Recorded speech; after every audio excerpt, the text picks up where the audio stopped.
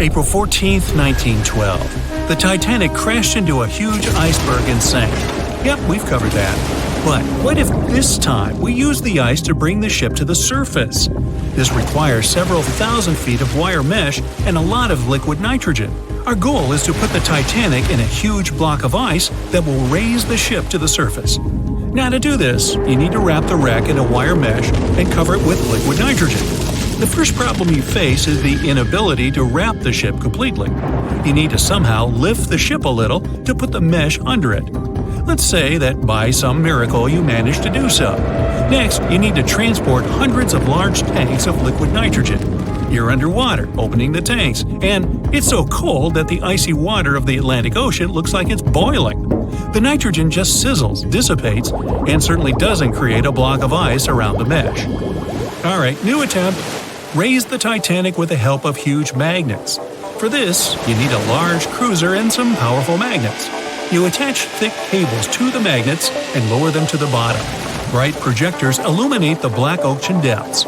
Parts of the wreck are visible. The magnets descend lower and cling to the iron hull of the ship. The cruiser pulls the cables and magnets up. Some of them detach from the Titanic as the iron surface is covered with reefs and corals. Some parts of the wreck break away from the ship and rise. The power of the cruiser is not enough. One of the cables is torn. Not only the weight of the individual parts of the Titanic, but also the colossal water pressure interferes with the operation. The sunken ship can't be raised completely, only its small parts. In reality, there has already been an attempt to raise the Titanic in parts. The $5 million operation failed. Nylon slings were attached to a large part of the wreck. The other ends of the slings were connected to the diesel engines. For the entire operation, they used a mini submarine. A piece of the Titanic weighing 21 tons was pulled up, but one of the slings broke because of the strong water pressure. Then, one by one, the other cables began to snap, and a huge piece fell back to the seafloor. By this time, all the participants of the rescue operation had run out of food supplies, and it was far from the nearest shore, so they decided not to make a second attempt. A book was written and a movie was made about how the Titanic was lifted with compressed air. In reality, no one even attempted this operation. To do this, you'd need several hundred large cylinders of compressed air. At first, you install them inside the Titanic's hull and wait for them to pull the ship to the surface. As soon as you lower the cylinders under the water, they immediately float upwards. This greatly complicates the operation. You need to fasten the cylinders with cables and pull them down to the bottom using a powerful submarine, or better yet, several of them. Because of the high pressure, the cylinders might burst. In this case, the blast wave would hit other cylinders and provoke a catastrophe. Too expensive and unsafe. The most expensive and complex plan to raise the Titanic is probably the one where scientists somehow extract hydrogen and oxygen from the ocean water. Then, these extracted elements must fill special containers. Those containers are attached to the ship, and the Titanic would rise to the surface. Even if you extract oxygen and hydrogen from millions of tons of water, the rest of the ocean water will replace it. A machine that will be capable of such filtering should cost billions of dollars. Or you can come up with a chemical element that will use a chain reaction to purify all the water. In this case, the entire world ocean will be left without vital oxygen. Someone once suggested blowing up the Titanic. You'd need to lower several boxes of dynamite to the ocean floor. The boxes must be completely sealed to prevent the dynamite from getting wet. Next, you need to run several miles of wire conducting an electrical current to them. Once all this is done, you sail to a safe distance. Now, you're going to press the button to pass the current through the wire and activate the dynamite. 3, 2, 1, stop! Why would you do this? Even if it works, the wreckage of the Titanic will be scattered in all directions on the seabed. It will be impossible to lift the Titanic from the ocean. Imagine a huge hook that can fetch the Titanic and lift it from the bottom like a fish. This hook must be huge to pick up a sunken ship. Let's say you created it. Next, you're on a huge cruiser, sailing up to the crash site and lowering the hook down like an anchor. It falls right on the Titanic but doesn't cling to it. You need special equipment to attach a bus-sized hook to the Titanic. It would include a huge submarine with mechanical arms. To build such a device and make it work under enormous pressure is already next to impossible. But let's say you finally managed to hook the Titanic. It's then you realize the cruiser doesn't have enough power to lift the ship, weighing more than 50 tons, and the hook that adds about 10 tons more. To complete your task, you'll need a few more cruisers and a few extra $1 million.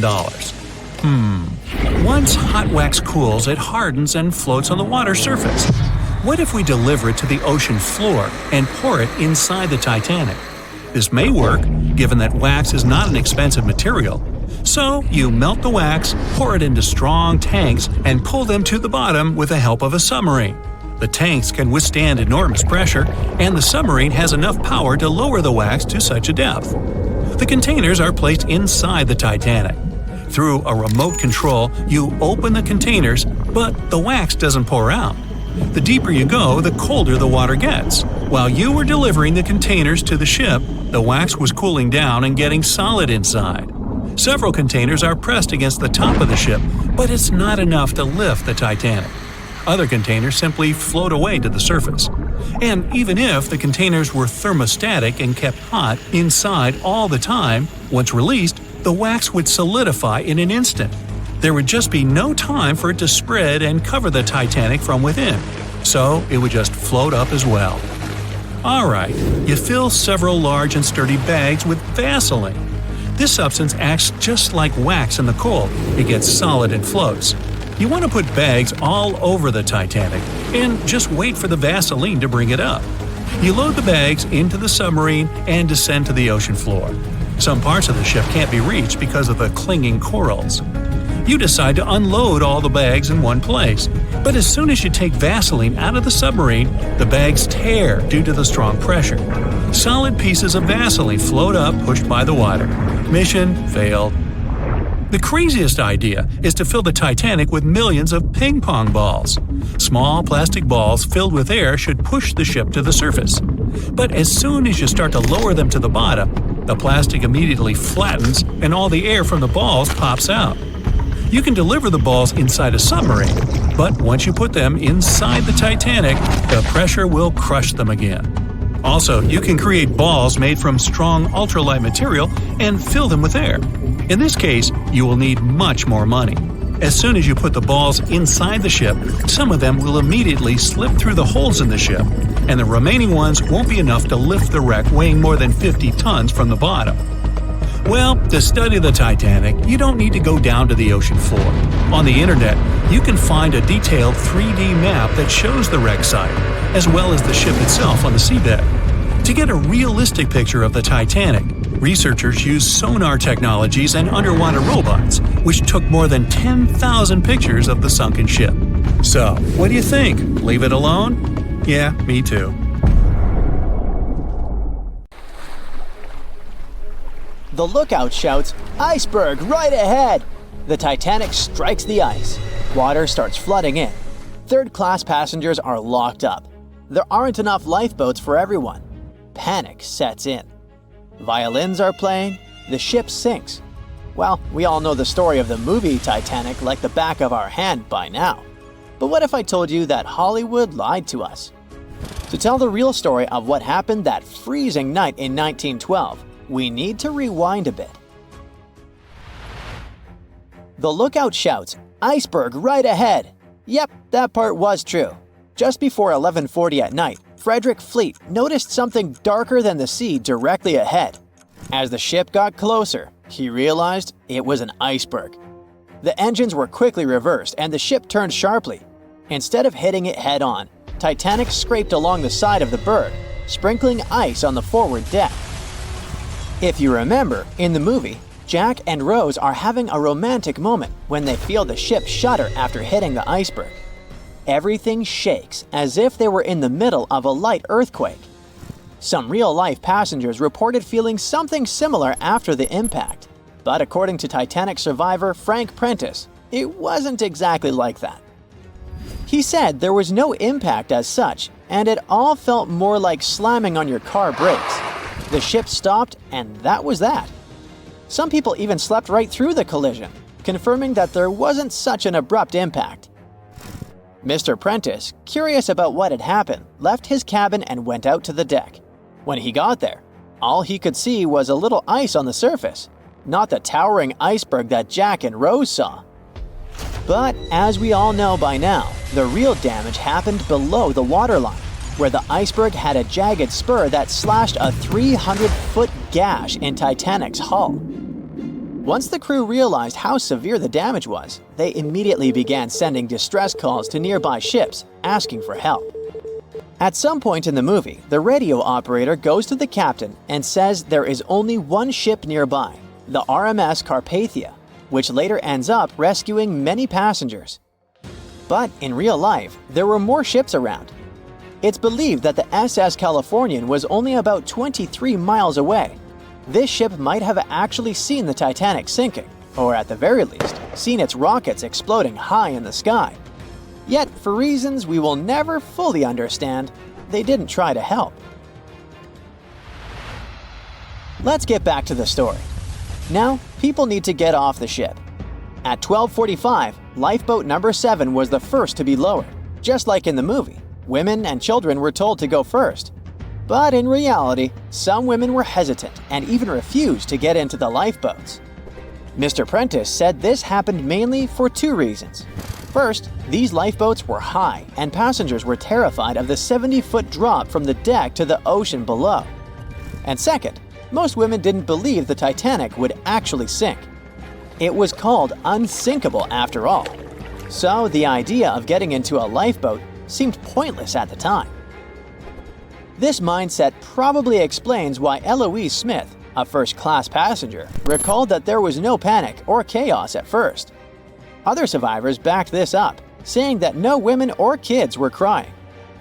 But one thing that was indeed concerning, at least for the crew, was the possibility that the lifeboats might buckle under too much weight. This is one of the theories why the first few lifeboats left carrying only a fraction of their full capacity. Like Lifeboat number 7, which only carried 27 people in it, even though it could hold up to 65. In total, Titanic had 20 lifeboats, which could carry about half of the 2,200 people on board that night. But that didn't happen. And now we know the passengers had no idea there weren't enough for everyone. As women were calmly getting into the first lifeboats, musicians headed up to the deck. Their only goal was to play and keep the passengers calm. That's a pretty well-known fact. But the real story is that some survivors said they never saw or heard the band. No violinists whatsoever. It's not like Hollywood misled you though. The musicians did play for over 2 hours after the ship had hit the iceberg. So maybe these passengers were just too panicked to notice the songs, or the musicians started playing later than we think. Now, it's time to talk about the terrible treatment that third-class passengers received. The movie portrayed the crew as cruel, locking the less fortunate below deck like animals, giving them no chance to reach the lifeboats and save their lives. But the official inquiry into the disaster suggested that wasn't true. I mean, yes, fewer third-class passengers survived compared to those in first and second class, but there were other factors at play. Many third-class passengers were reluctant to leave the ship, clinging to their belongings, and had a harder time making their way up from the cabins, which were at extreme ends of the ship. Some survivors confirmed that they were not locked up. In fact, it was quite the opposite. Mrs. George Wabi, a Lebanese woman traveling in third class, said that when chaos had erupted, some brave crew members and well-dressed first-class passengers had actually helped her get up to the first-class deck and eventually onto a lifeboat. At first, the Titanic was sinking slowly, bit by bit. Passengers reported seeing the water rising and hearing pops and cracks. Then, there was a loud boom. Some said there had been just one explosion, while others described it as a series of smaller explosions, which they'd thought had been the bulkheads giving way. And there's also a group of people who said they had only heard a rumbling sound. So not everyone agreed on the sound they had heard, but one thing is a fact. By 2:18 in the morning, the lights on Titanic went out, and the ship plunged into complete darkness. As the bow continued sinking, the stern rose out of the water, putting immense pressure on the middle of the ship. This caused the Titanic to break in two. In James Cameron's movie, this moment is pretty dramatic, with the ship sinking almost straight down into the water. But in reality, the break probably happened at a much lower angle, likely just below the waterline. Even so, it tilted enough that people couldn't stay on their feet and started sliding into the water. One interesting thing is that it wasn't until the wreckage was found in 1985 that it was finally confirmed the Titanic had broken apart. Up until then, survivors had given conflicting stories. At least 8 survivors claimed they had seen the ship split. Emily Ryerson, a first-class passenger, described it as if the Titanic had been sliced in half with a knife. But there was also a small number of witnesses that insisted Titanic had gone down intact. At the time, this theory was more accepted because most people still didn't believe that the supposedly indestructible ship could break in half. So why the conflicting reports? Okay, so what you don't see in the movies, for obvious reasons, is how incredibly dark it was when the tragedy happened. It was like being in a room with no light, where you can only make out shapes and shadows. That's what it was like on the lifeboats. This means passengers couldn't really see what was happening, and most of those who were close to the ship either lost their lives or were too focused on trying to survive to pay attention to the details of the wreck. Although James Cameron's film didn't fully capture how terrifyingly dark the disaster truly was, the 2012 TV series Titanic did a better job of showing the pitch-black horror of that night. Even then, the reality was much darker and more terrifying than either of these two productions could portray. April 14, 1912. A cold evening somewhere in the North Atlantic. On board the most modern and unsinkable ship, the Titanic, a dinner is held. 2 well-dressed men are sitting at one of the tables. One of them is a famous British journalist. He tells his interlocutor an interesting and at the same time terrible story. It all started about 1000 BCE in ancient Egypt. At that time, one woman was born in the city of Thebes. No one knew who she was or what she did, but she had a high social standing. Towards the end of her life, she was proclaimed a priestess in the College of Amen-Ra. Her body was embalmed, placed in a wooden casket, and covered with a massive lid bearing the image of a woman and mysterious inscriptions. She was buried in Thebes along with other people of the upper class. The mummy of this woman lay at rest for almost 3,000 years. The burial place had been carefully hidden. Around the first half of the 19th century, a group of locals accidentally discovered the ancient tomb. They disturbed the peace of the priestess. No one knows exactly what happened that day, but the mummy was removed from the casket and disappeared without a trace. A few decades later, a group of 4 wealthy friends from England came to Egypt for a trip across the upper part of the Nile. First, they went to visit the excavations of the Temple of Amen-Ra near the city of Luxor. There, they found the empty mummy case. It depicted the priestess with dark eyes looking into the void. There was something sinister in her gaze.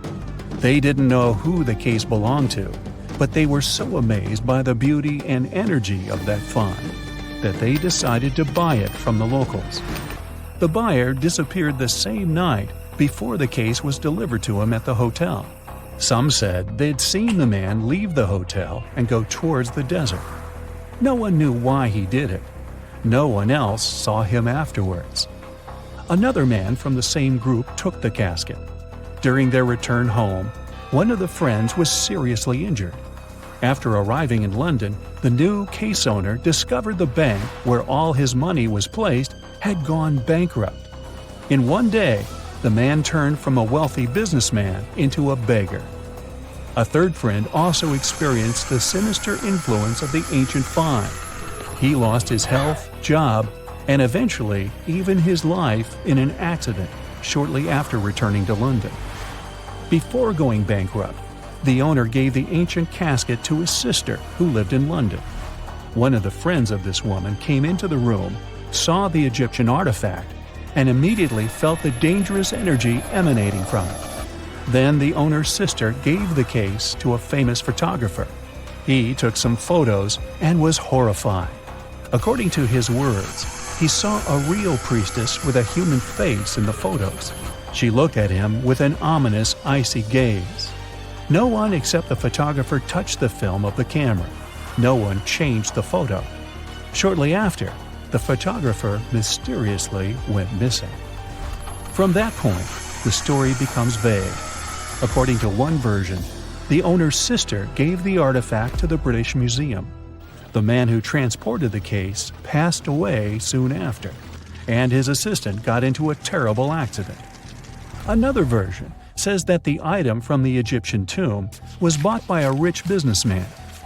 After that, 3 members of his family also had an accident, and his house burned down. Convinced the mummy case was cursed, he gave it to the British Museum. The interlocutor listens to the story with such interest that he forgot about dinner, which has gone cold. "How did you know all this?" he asks. The journalist replies he has been studying everything related to the mummy and its owners for several months. He found evidence of all the accidents and put together the full picture. "So, what happened next?" the interlocutor asks. It seems the mummy case should find peace in the museum. The priestess was surrounded by other kings and queens from different times. However, there was no peace.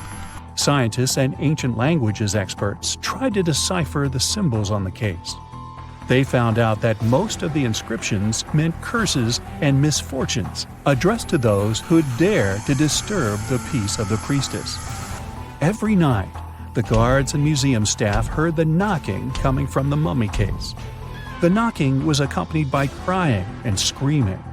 Also, someone scattered other exhibits all over the hall every night.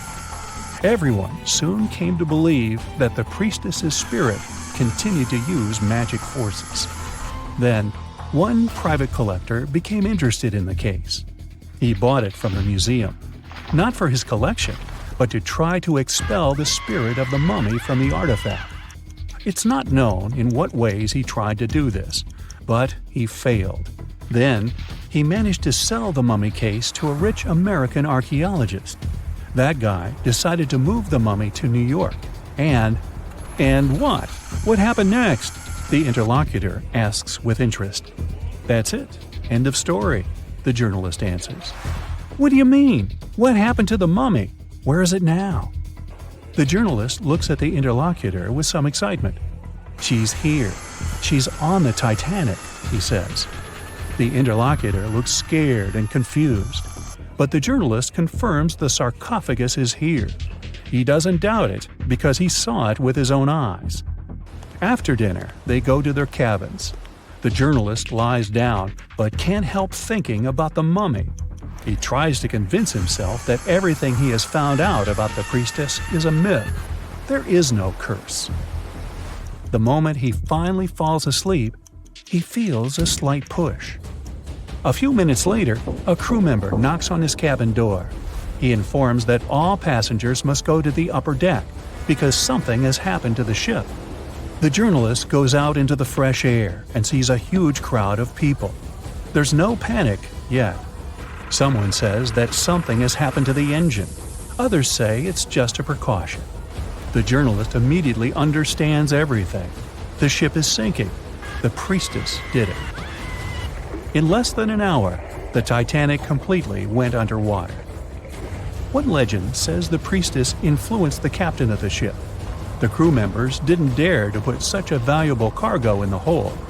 Therefore, they placed the box with the artifact near the captain's bridge. On that fateful night, the captain decided to look at the casket with his own eyes. After that, his behavior became weird. They said the spirit clouded his mind. When the ship entered the territory filled with icebergs, he refused to slow down, despite the requests of the crew. The sarcophagus may still lie at the bottom of the Atlantic Ocean even now, with the priestess finally having found her peace. Okay, this story is nothing more than a legend. There's no record or evidence that the Titanic was carrying any kind of mummy or sarcophagus. The legend appeared a couple of years after the disaster. At that time, there were many theories about what happened to the Titanic. The ship sank because of secret agencies. ETs attacked the Titanic. The Titanic was sunk specifically to get money for the insurance company. Such crazy theories were very popular among audiences. One of these theories was developed by a well-known newspaper. Journalists published an article about the cursed mummy on board the Titanic. The rest picked up the legend, and it became popular. One of the reasons why people believe in such things is hidden in human psychology. Any fake legend tells something secret, things that people don't or shouldn't know about. When a person reads this, they feel special because now they know a terrible secret. This sense of self-importance is the reason for the popularity of conspiracy theories. Well, it is also important to note that all these theories are really interesting. By the way, the mummy from this story actually exists, and it's in the British Museum. More precisely, there's only a wooden lid from the sarcophagus with the image of a woman. It's still unknown who it belonged to. The identity of the last owner is also unknown. It's only known the exhibit was transferred to the museum at the end of the 19th century. There, she was called the Unlucky Mummy. The museum staff reports that it doesn't bring any misfortunes. The screams and knocking from the lid are just a myth. You can come and see the exhibit yourself with your own eyes, if you dare, of course. It's April 10th, 1912, a sunny spring day. You're one of the first-class passengers aboard the Titanic, just as the ship is about to depart from Southampton. Imagine everyone's excitement, fresh spring air, the sounds of the sea. You're strolling along the highest deck of the Titanic when you notice several lifeboats. As you start counting the boats, you recall the ship's capacity. It's just over 3,000 people. Wait, but are there enough lifeboats for everyone aboard? Let's look into the numbers. The Titanic could carry a needed total of 64 lifeboats, a number which could have easily helped to save all the passengers on board. Chief designer Alexander Carlisle planned to equip the ship with 48 lifeboats, but the Titanic ended up with a mere 20. The fact that this number of lifeboats wasn't enough for all the passengers was not illegal at the time. This was because the number of lifeboats required was calculated based on the tonnage of a ship, not her passenger capacity. Speaking of the Titanic, this number of boats was chosen for aesthetic reasons, to make the decks look less crowded to the ship's elite and high-class passengers. After the final decision on the lifeboats was taken, Carlisle quit his job. Passengers' strolls on the Titanic's decks were pleasing to the eye, but were they worth it in the end? In 2012, a century after the wreck, new documents related to the scandalous lack of lifeboats were uncovered. It appears that a safety inspector named Maurice Clark proposed the addition of at least 10 more lifeboats, 5 hours before the ship was supposed to set sail. But since the ship's owners clearly wanted to leave on time, his plea was overlooked. He was also warned that unless he kept this secret, he would be fired. In retrospect, had the owners followed his advice, an estimated 700 more people might have survived that night.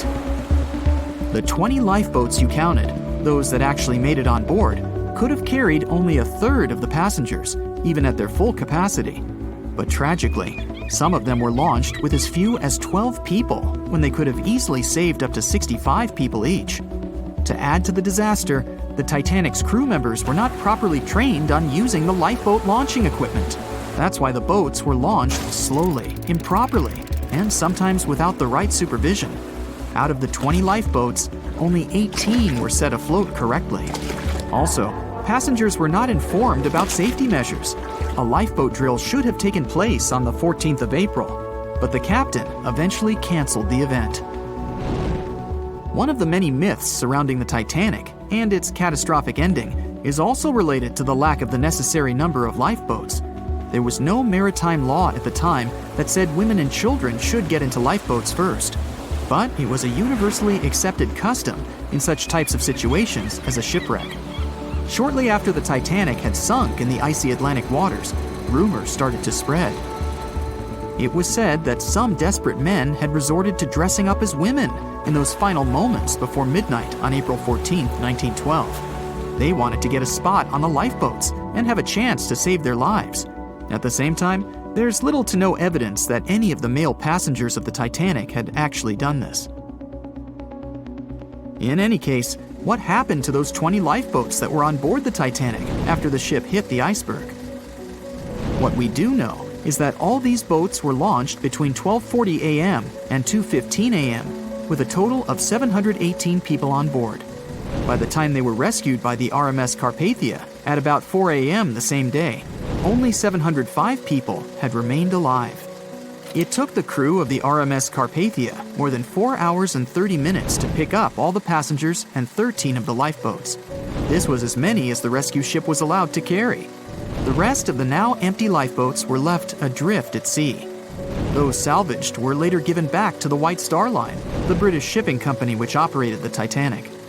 Strangely, after being returned, they appeared to have vanished from official records. The last image ever taken of the 13 surviving lifeboats was of them getting unloaded in the New York harbor. Sadly and ironically, that's where the Titanic was supposed to be on April 18, 1912. The lifeboats were then rid of their Titanic nameplates or any other markings that could have linked them to the ship. Some sources claim that the boats were eventually destroyed. But was this actually the truth? The fate of one particular lifeboat has been the source of much debate. Collapsible Boat A, the last one to leave the ship, was retrieved by the RMS Oceanic a month after the crash. At that time, it was a shocking 200 miles away from the spot where the Titanic had sunk.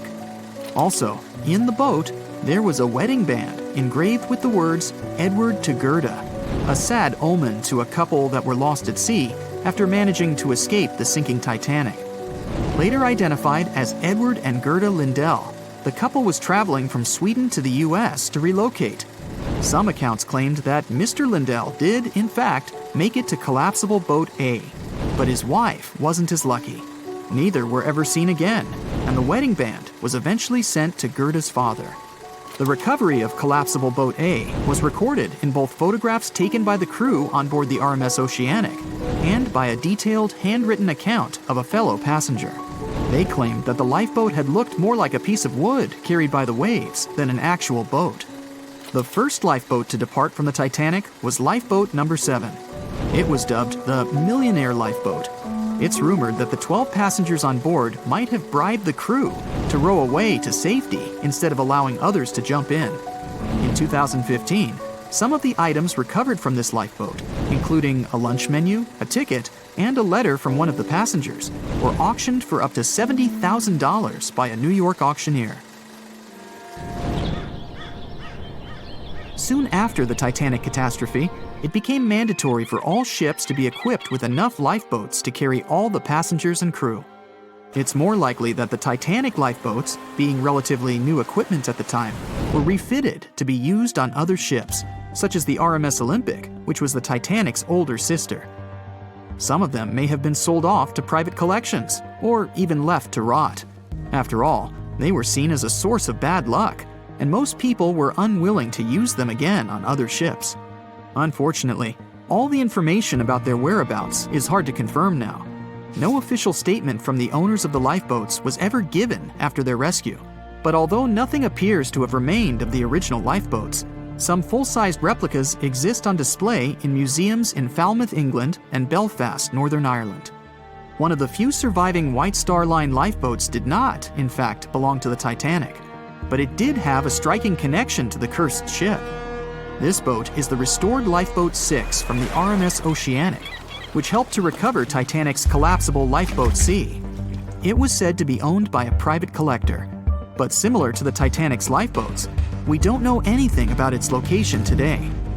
As for the nameplates and other identification marks of the lifeboats, the White Star Line seems to have kept them. Because some of these items were later auctioned and sold to interested collectors, even Rick Springfield supposedly got hold of one of the nameplates. One particular nameplate was already missing by the time the White Star Line employees had reached the lifeboats. It was the nameplate of Lifeboat number 8, which had been taken by a sailor named Thomas Jones. He later gifted it to another Titanic survivor, the Countess of Rothes, along with a letter acknowledging the bond they formed on the night of the shipwreck. You can find other similar items on display in different museums, such as Larne Museum and Arts Centre in Northern Ireland, or Worcester City Art Gallery and Museum. To be fair, some experts claim that even if there had been more lifeboats on board the Titanic, there simply might not have been enough time to launch them all. That's how severe the impact was. Many researchers say that everything was happening so rapidly after the ship had hit the iceberg that it's astonishing that so many passengers managed to survive.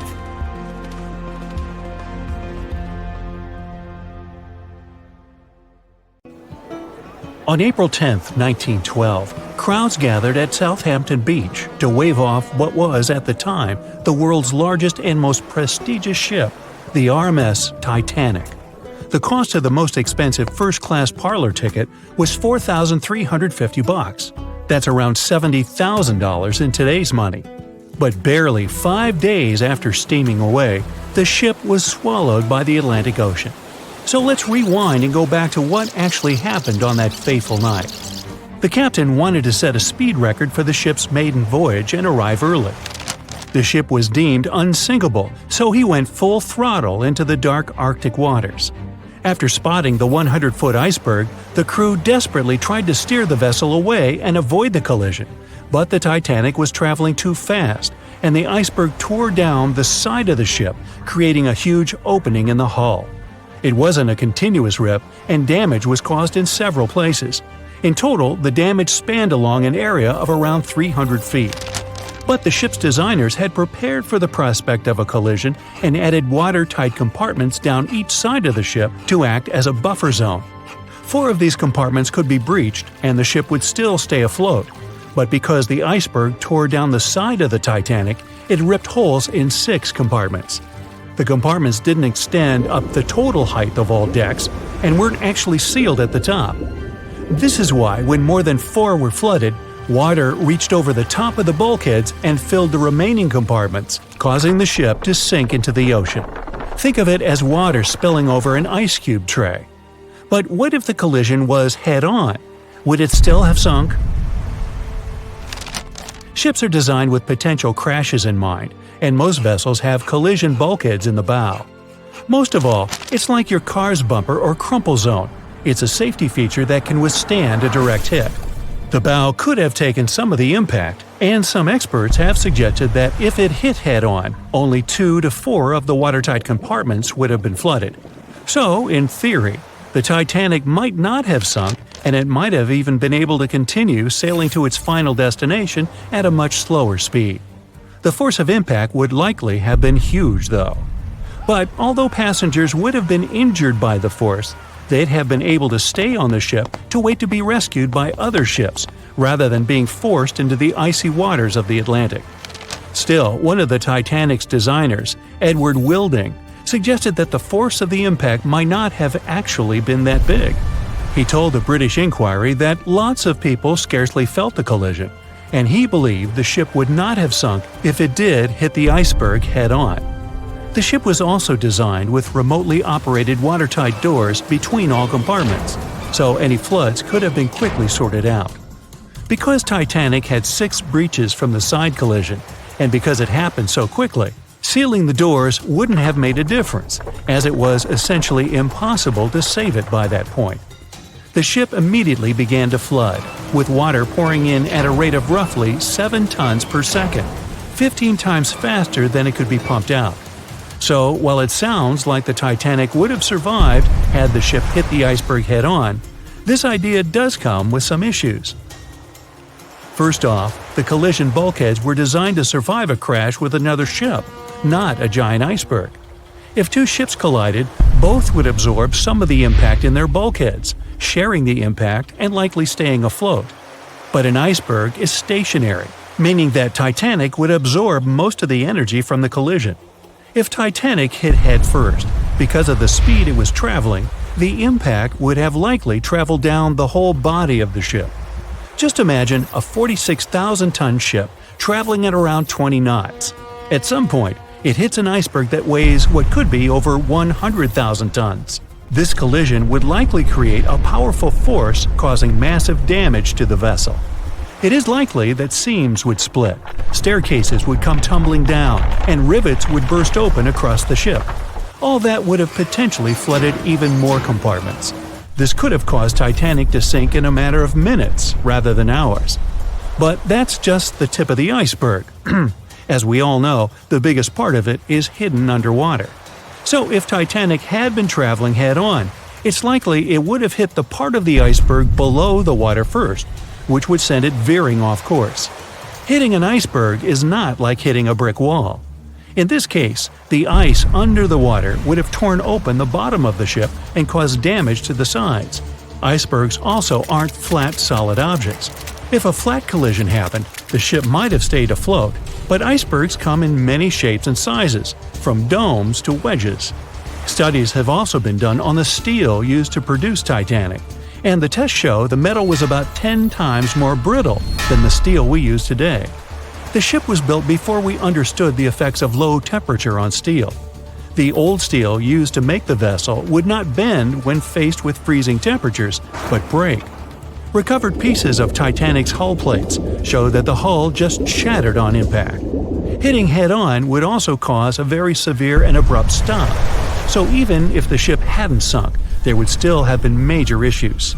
Think about when you suddenly hit the brakes on your car, or when the bus stops while you're walking down the aisle and you get flung forward.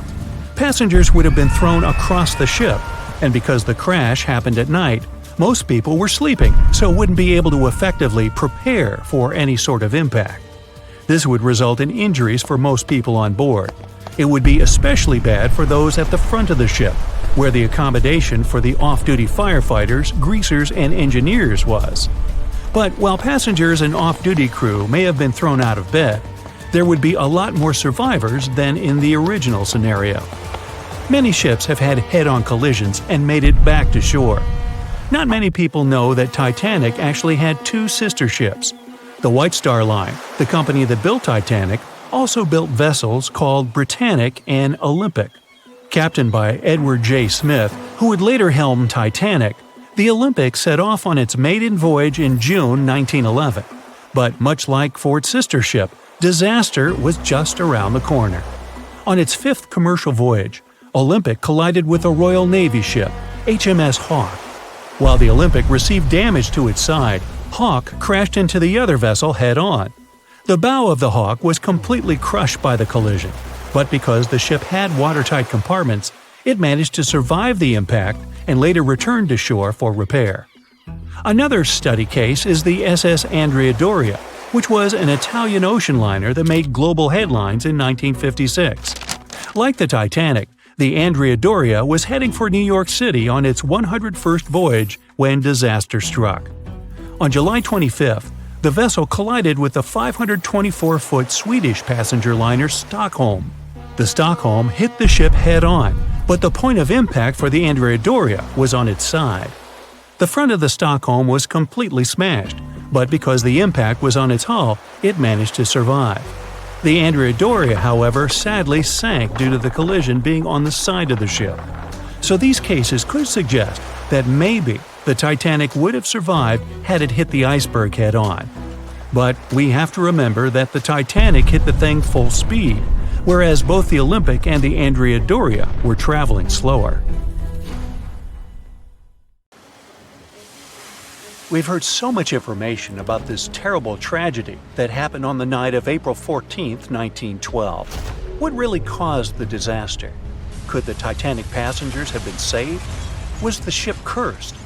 All these questions still remain unanswered. So this time, let's not focus on the tragic side of the event, but on the fantastic stories of people who miraculously managed to survive that day and what happened to them in the future.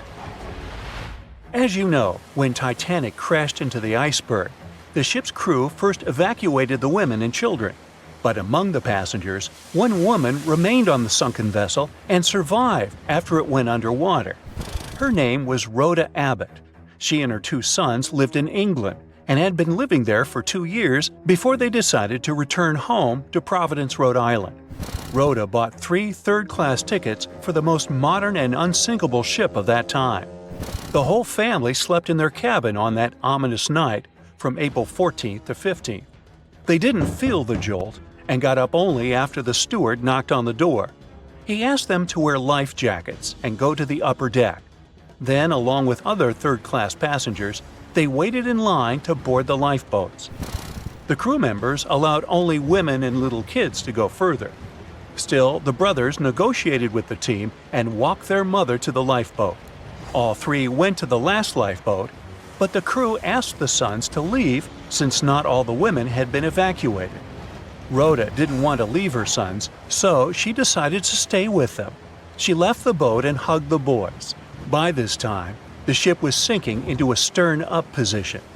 The deck tilted. Rhoda tried to hold her sons but couldn't. She slapped off the deck and fell into the icy water. From there, she swam to the lifeboat that was washed away from the deck. Rhoda climbed aboard and watched the Titanic go under the water. Unfortunately, she was unable to save her two sons. Besides her, there were 13 people in the boat.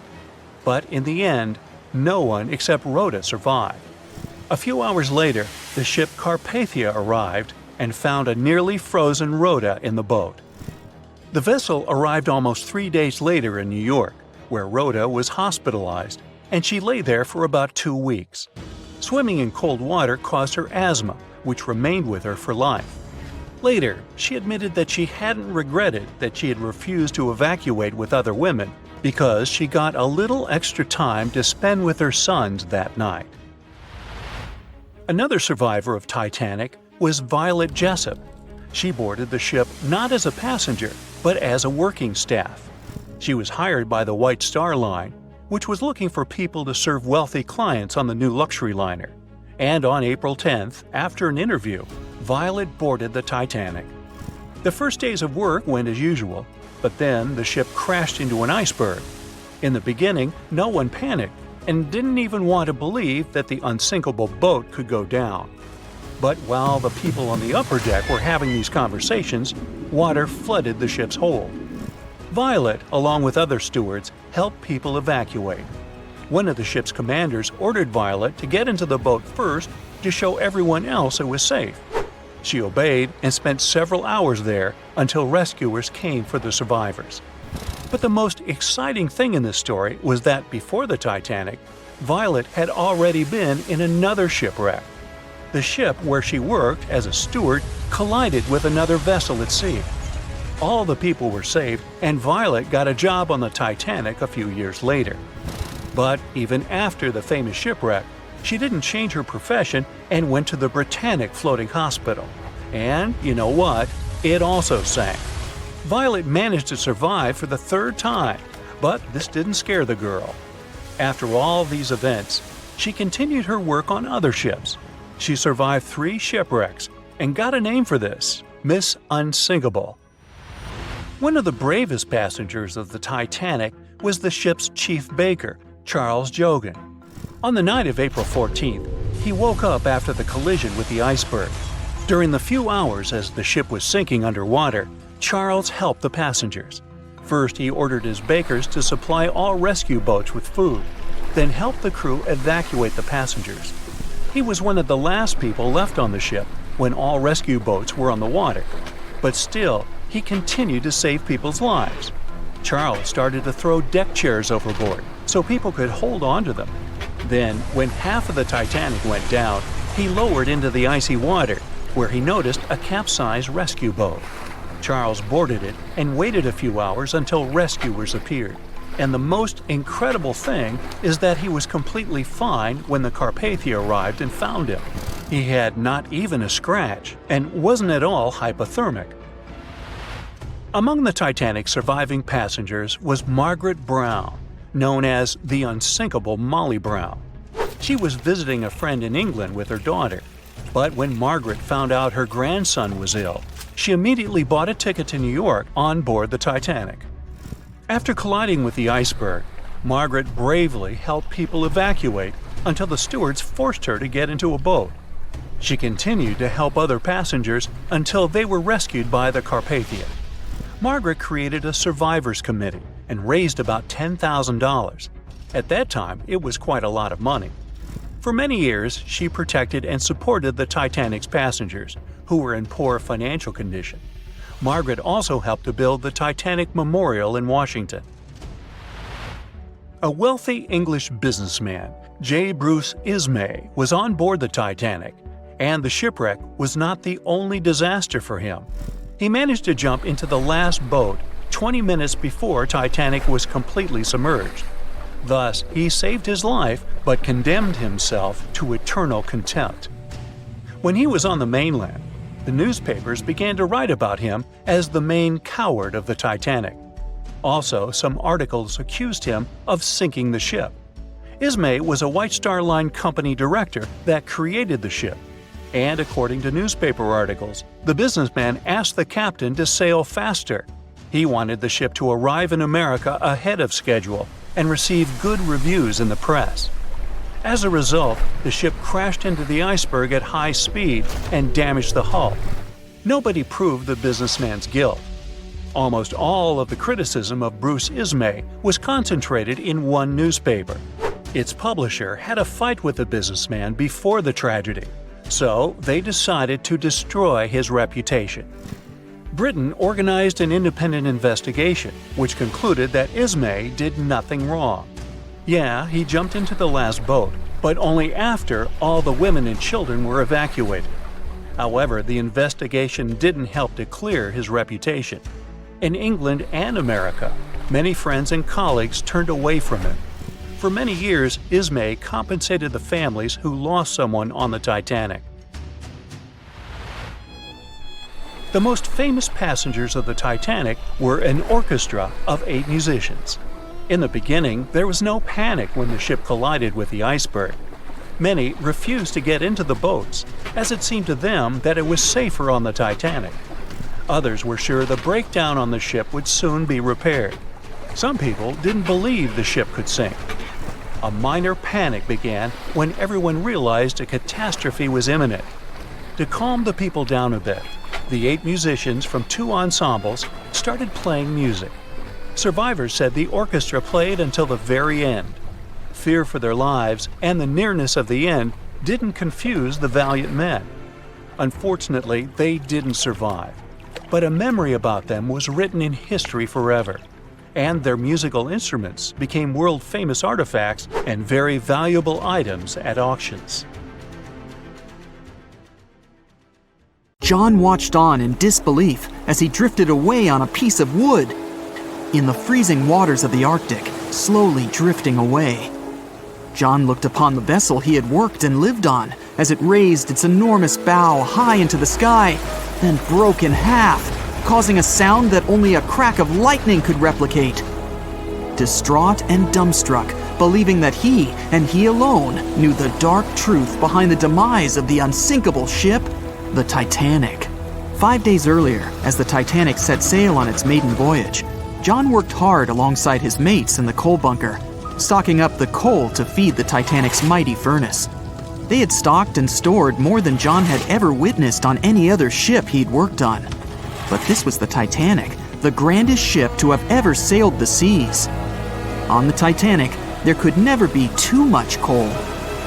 As they left Belfast and pushed toward Southampton, there was a large bang below decks that went unnoticed. The furnace was roaring and the turbines were spinning, pushing the Titanic forward at a quickened pace. The crew cheered as the vessel moved forward, unaware of the loud, concerning noise. Arriving in Southampton, Greg came aboard, amongst hundreds of other passengers. With 13 years at sea, his vast experience included the role as a quartermaster on 6 previous ships. Ready for a new challenge aboard the greatest vessel ever made, he was looking forward to this next challenge of his career. Greg came with a wealth of experience, especially with sailing through the Arctic. His role was vital within the crew, understanding the seas around the North Pole. He would be a key lookout as they set to cross the perilous path of the iceberg alley.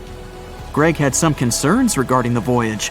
The Earth's orbit was remarkably close to the sun and the moon, causing higher tides.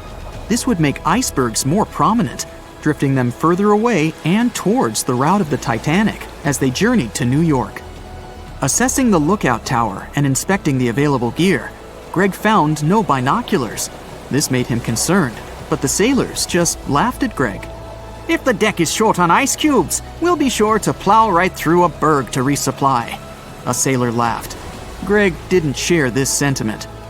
Eager to find out why they had been left short-handed on equipment, since he had such a vital role on the ship, Greg inquired further. Sadly, the officer with the keys to the binocular supply cupboard had been removed from the crew at the last minute. Greg couldn't believe something of this importance had been overlooked. For such a mighty ship with so many people aboard and crossing in a particularly perilous path, this just didn't make sense. But not wanting to be fined for breaking into the ship's property, Greg let it slide, hoping that they wouldn't need the binoculars in the end. Ultimately, if there were icebergs expected, a warning call would be made to the captain, informing of any concerns. Little did Greg know that a warning had been received, notifying of the dangers that awaited, but the telegram didn't provide the required prefix, which would have ensured direct delivery to the captain. So, the critical warning was just overlooked. John and his crew below decks prepared for departure, stoking the engines. He noticed an essence of thick exhaust, far too heavy than what would be expected from the furnaces. The crew searched throughout the lower decks. Following a thorough search, they managed to locate the cause of the exhaust. It was an ignited pile of coal within a coal bunker. Unknown when it had ignited, a buildup of coal had clearly been smoldering, slowly growing in size. The amount of smoldering coal was concerning.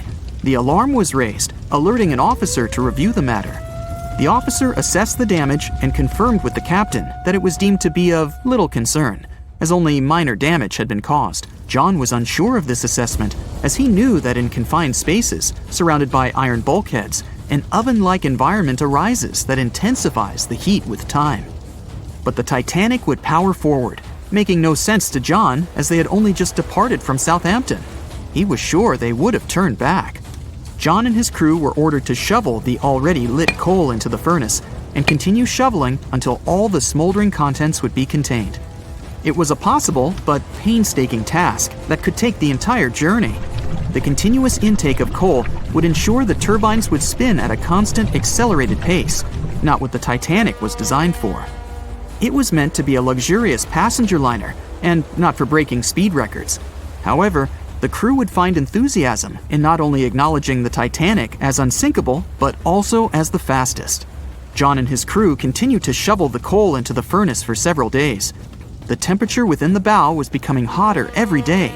The bulkhead's contained heat was so severe that it became weak at the seams in the iron walls and rivets. "2 more days, lads, just 2 more days!" John was laughing, trying to raise the spirits of his mates as they were working tirelessly. But as they were all laughing, joking, and looking forward to dry land, they unknowingly approached their final destination.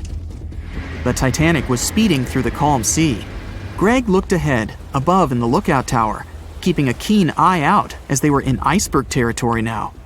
Even though the way seemed clear, false horizons could occur, creating confusion about how far objects in the distance truly were. As they were traveling in the Gulf Stream waters into the colder Labrador Current, air columns cooled from the bottom upwards, creating a thermal inversion. This incredibly high air pressure ensured fog wasn't present, providing a deceptively clear outlook. But the thermal inversion can also create optical illusions, showing the horizon further away, appearing higher in the distance, or masking whatever objects that could come before it. These false horizons could easily hide any icebergs that could be approaching.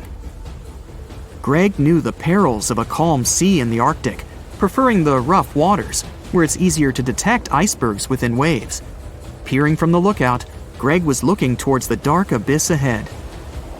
Suddenly, within 1 mile directly in front, a formidable image quickly emerged from the dark waters surrounding. "Iceberg, right ahead!" Greg yelled to his mate, who quickly called to the helm and directed them to steer hard to starboard. The helmsman received the call. In the heat of the moment, he turned the wheel counterclockwise. He then realized he'd turned the wheel the wrong way and quickly went in the opposite direction. The ship aimed towards the iceberg, veering to the port side whilst reducing speed. Although there was a delay in turning the wheel, since there was a short distance from the signal and the fast pace that they sailed at, it may not have made a difference. As they approached the iceberg, it appeared as though they'd miss it, but over 87% of an iceberg is underwater. And as they came along the side, the hidden ice underneath hit the port side bow, piercing the side of the hull with a 12-square-foot tear. The ship shook, with all aboard aware that something was amiss. Amongst the confusion and fear, they were oblivious of the damage. As they gathered their bearings, 6 out of 16 compartments were quickly filling up with seawater. The hull could only withstand 4 compartments filling before sinking. Time was ticking as the Titanic made its descent into the depths. The weakened bulkhead with heated steel pillars and rivets broke under the pressure and sudden change of temperature from the ice-cold water. The call was made to abandon the ship. Lifeboats were prepared to be released, while help signals were sent out to nearby ships. The radio operator was guiltily sitting, constantly calling out to a nearby ship that had been in contact with the Titanic recently. There was steady communication with this ship over the past few days, providing warnings of icebergs since the Titanic departed from Southampton. The final warning message received was just 1 hour ago. Upon receiving the final warning, the operator ignorantly responded, "Shut up," with the assumption that their warnings of icebergs were pointless. Following this unfortunate response, the ship turned their radio off and provided radio silence. The closest ship that was responding to their distress signals was 500 miles away, too far to provide any assistance in time. There were countless mistakes that caused the Titanic's watery end, whether they contributed directly or from sheer ignorance. The most tragic of them was the number of people aboard the ship, 2,224 of them. There were only enough lifeboats provided to rescue 1,178, barely half of the people. In the Titanic movie, you won't see any fumes above the 4th funnel of the legendary ocean liner, and it's not a mistake. Back in 1911, the year before the Dream ship's departure, large ships would mostly sail with 4 chimneys.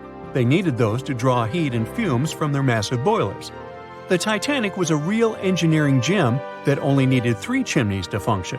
So the 4th was added for balance and more impressive looks. The White Star Line thought the public would have been disappointed to see only 3 pipes on the greatest ship of all time. The Titanic's sister ships, the Olympic and the Britannic, also had 1 fake funnel each for the same reason. The dummy chimney wasn't completely useless and served for ventilation. It took out the fumes from the machine spaces in the lower decks and from one of the first-class general rooms. 1 big ventilation funnel, instead of several small ones, helped to declutter the upper decks and left more open space for passengers to enjoy their strolls. When Titanic went down, the funnels, each weighing 60 tons, went down with the rest of the ship. They were made extra tall to make sure the passengers weren't covered in the soot being ejected. Their height and weight let them stay in the upright position. The forward funnel, followed by the others, fell only when the ship went for the final dive. Those chimneys were much lighter than the bow, so they spread among other debris. The light material they were made of flattened once it hit the bottom, and the iron-eating bacteria living deep down took care of it later. The bow of Titanic remained intact when it hit the seabed, but the stern was completely mangled. When the famous ocean liner hit that iceberg, things got really messy. It took the future movie star a whole 2 hours and 40 minutes to submerge completely. The collision let water flood 6 out of 16 watertight compartments. As the water gushed into the starboard side, the ship started to tilt down in the front and a bit to the right. By midnight, the damaged compartments were spilling water into others, and it was chaos because these compartments were only watertight horizontally. Soon enough, water started flooding through the anchor chain holes, and by 2 a.m., the bow was sinking, and the stern's propellers were lifted out of the water. The ship kept flooding until the moment the bow went underwater, and the stern shot up almost 45 degrees. The weight of those massive propellers stressed the ship's midsection. The steel just couldn't handle it and failed. Survivors described that moment as some loud noise, like breaking china or falling gear. That was the Titanic's upper structure giving in. By 12 past 2 a.m., the bow and stern were only connected by the inner bottom structure.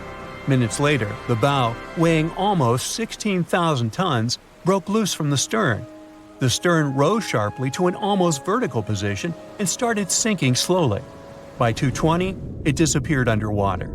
The bow was cruising down at about 13 miles per hour and had hit the ocean floor almost a half an hour before the stern.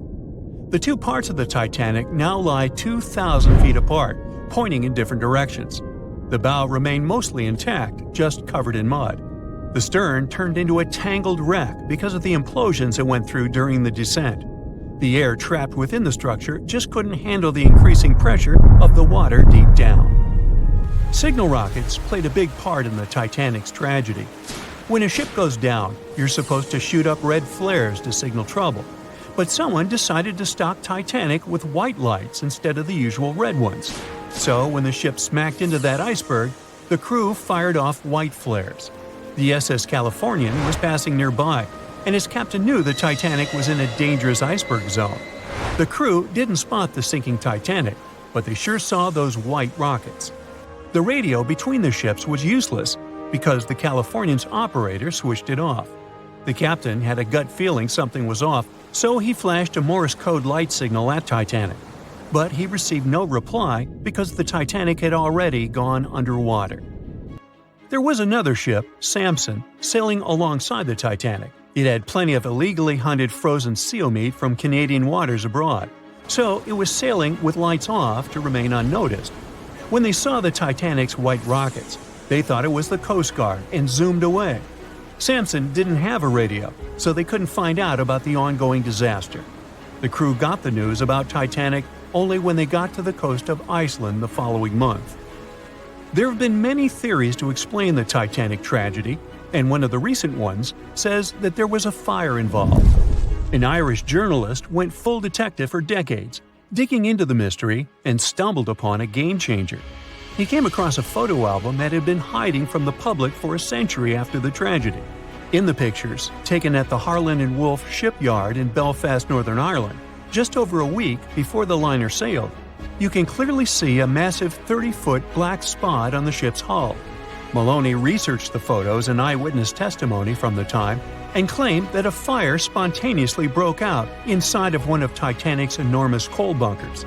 It was raging for a whole 3 weeks and messed with the metal, critically weakening a crucial segment of the ship's hull. Back then, most ships had just one hull, so it was the only skin the Titanic had. That's why the iceberg managed to punch a hole through the ship so easily. If it hadn't been for the fire, the Titanic might have shrugged off that iceberg collision. The company operating the liner knew about the fire, but they decided to conceal that fact. They didn't want any negative stories in the press as they faced some serious competition in transatlantic voyages. The Titanic was sold out, so they stocked up on coal and made it sail. The moon might have also played a role in the sinking. Our satellite heavily affects tides on the Earth. The closer it is to our planet, the stronger the tides are because of the increasing gravity of the moon. Back in 1912, the moon was so close it made several glaciers in Greenland break apart. Massive chunks of ice that broke off from the glaciers started floating south. The supermoon event came just 6 minutes after a spring tide. During new and full moons, the alignment of the moon, the Earth, and the Sun makes their combined gravity reach its peak. And the day before, our planet had come the closest to the Sun that year, which made the gravity even stronger. This mixture of events created perfect conditions for one of the most powerful tides in history. It created the perfect conditions for the icebergs breaking off from Greenland's glaciers to move freely. Opponents of this theory say that the difference in tidal force wasn't actually that big, and it couldn't have been the main cause of the sinking. The iceberg tore down the side of the ship, leaving a huge opening in the hull. It wasn't a continuous rip, and damage was caused in several places. Some experts believe the ship would have survived the iceberg if it had hit head-on.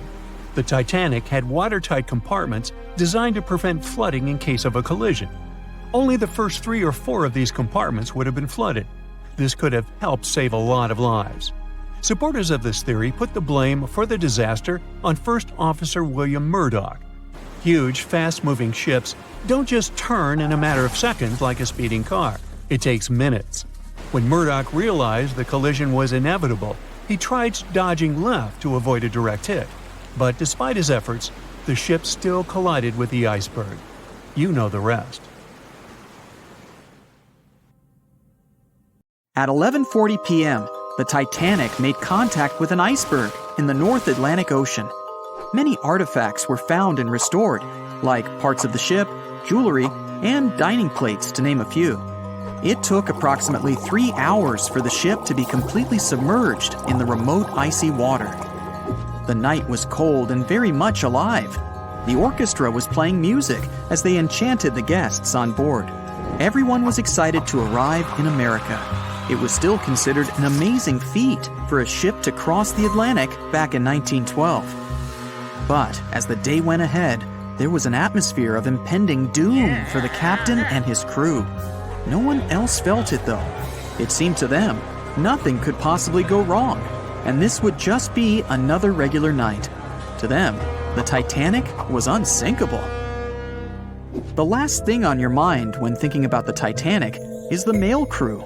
Yes, there were mailmen on board delivering mail to America. It may seem like a pretty mundane occupation, but there was a very tough test to pass in order to be accepted on board. And only a few top candidates would qualify, and those few would get shortlisted and accepted.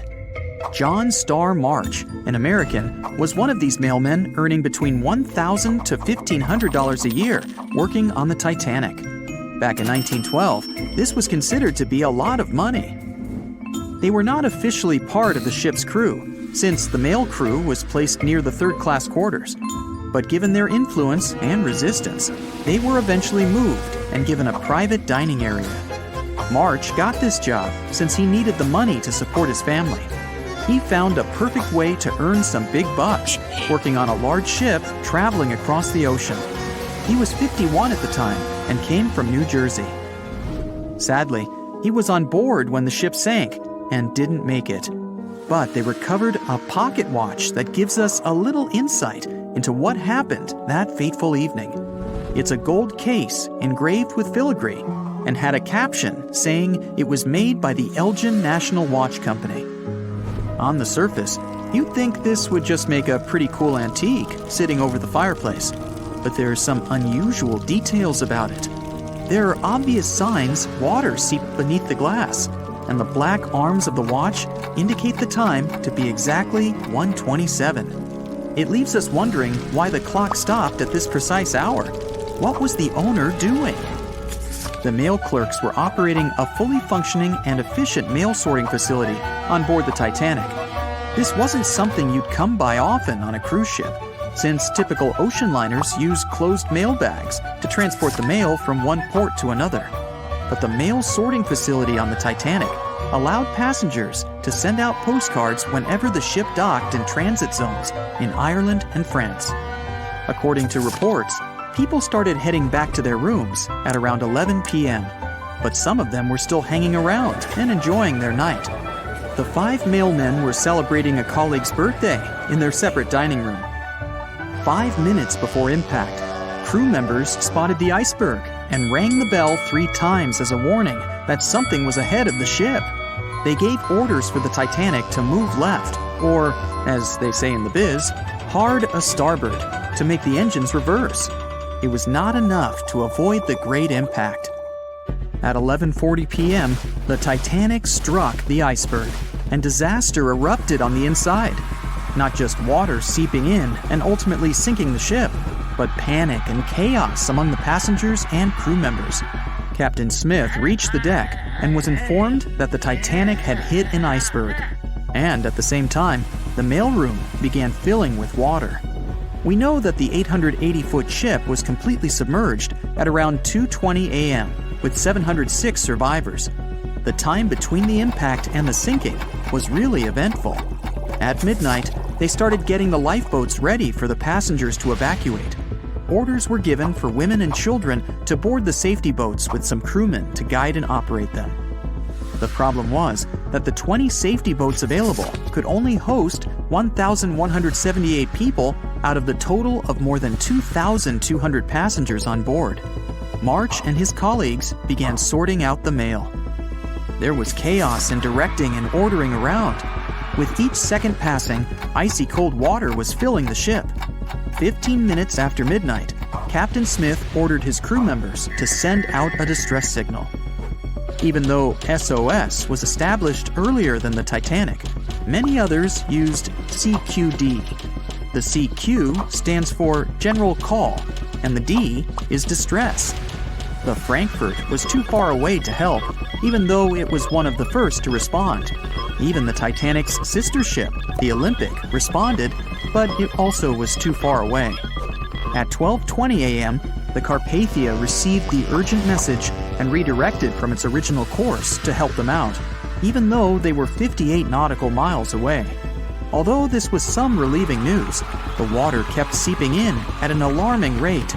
It wasn't easy to keep everyone calm, knowing that the ship could be underwater in a matter of hours. At this point, many passengers were already on board the safety boats, waiting to descend into the water. The musicians on board began playing music for the ones still waiting.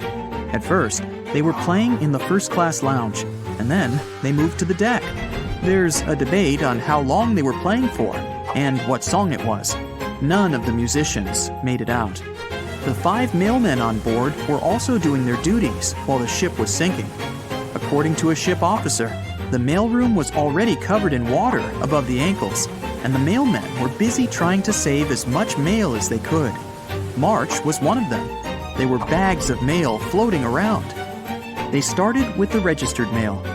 Witnesses of the Titanic sinking reported the mailmen were putting bags of mail on the deck to keep them from getting wet until help arrived. They also mentioned bags of mail were floating about in the freezing water. It wasn't until 12:45 a.m. when Lifeboat number 7 on the left side of the ship was lowered onto the water. Even though it had room for roughly 65 people, only 27 people were inside. Many of the safety boats carried fewer passengers than their maximum capacity allowed.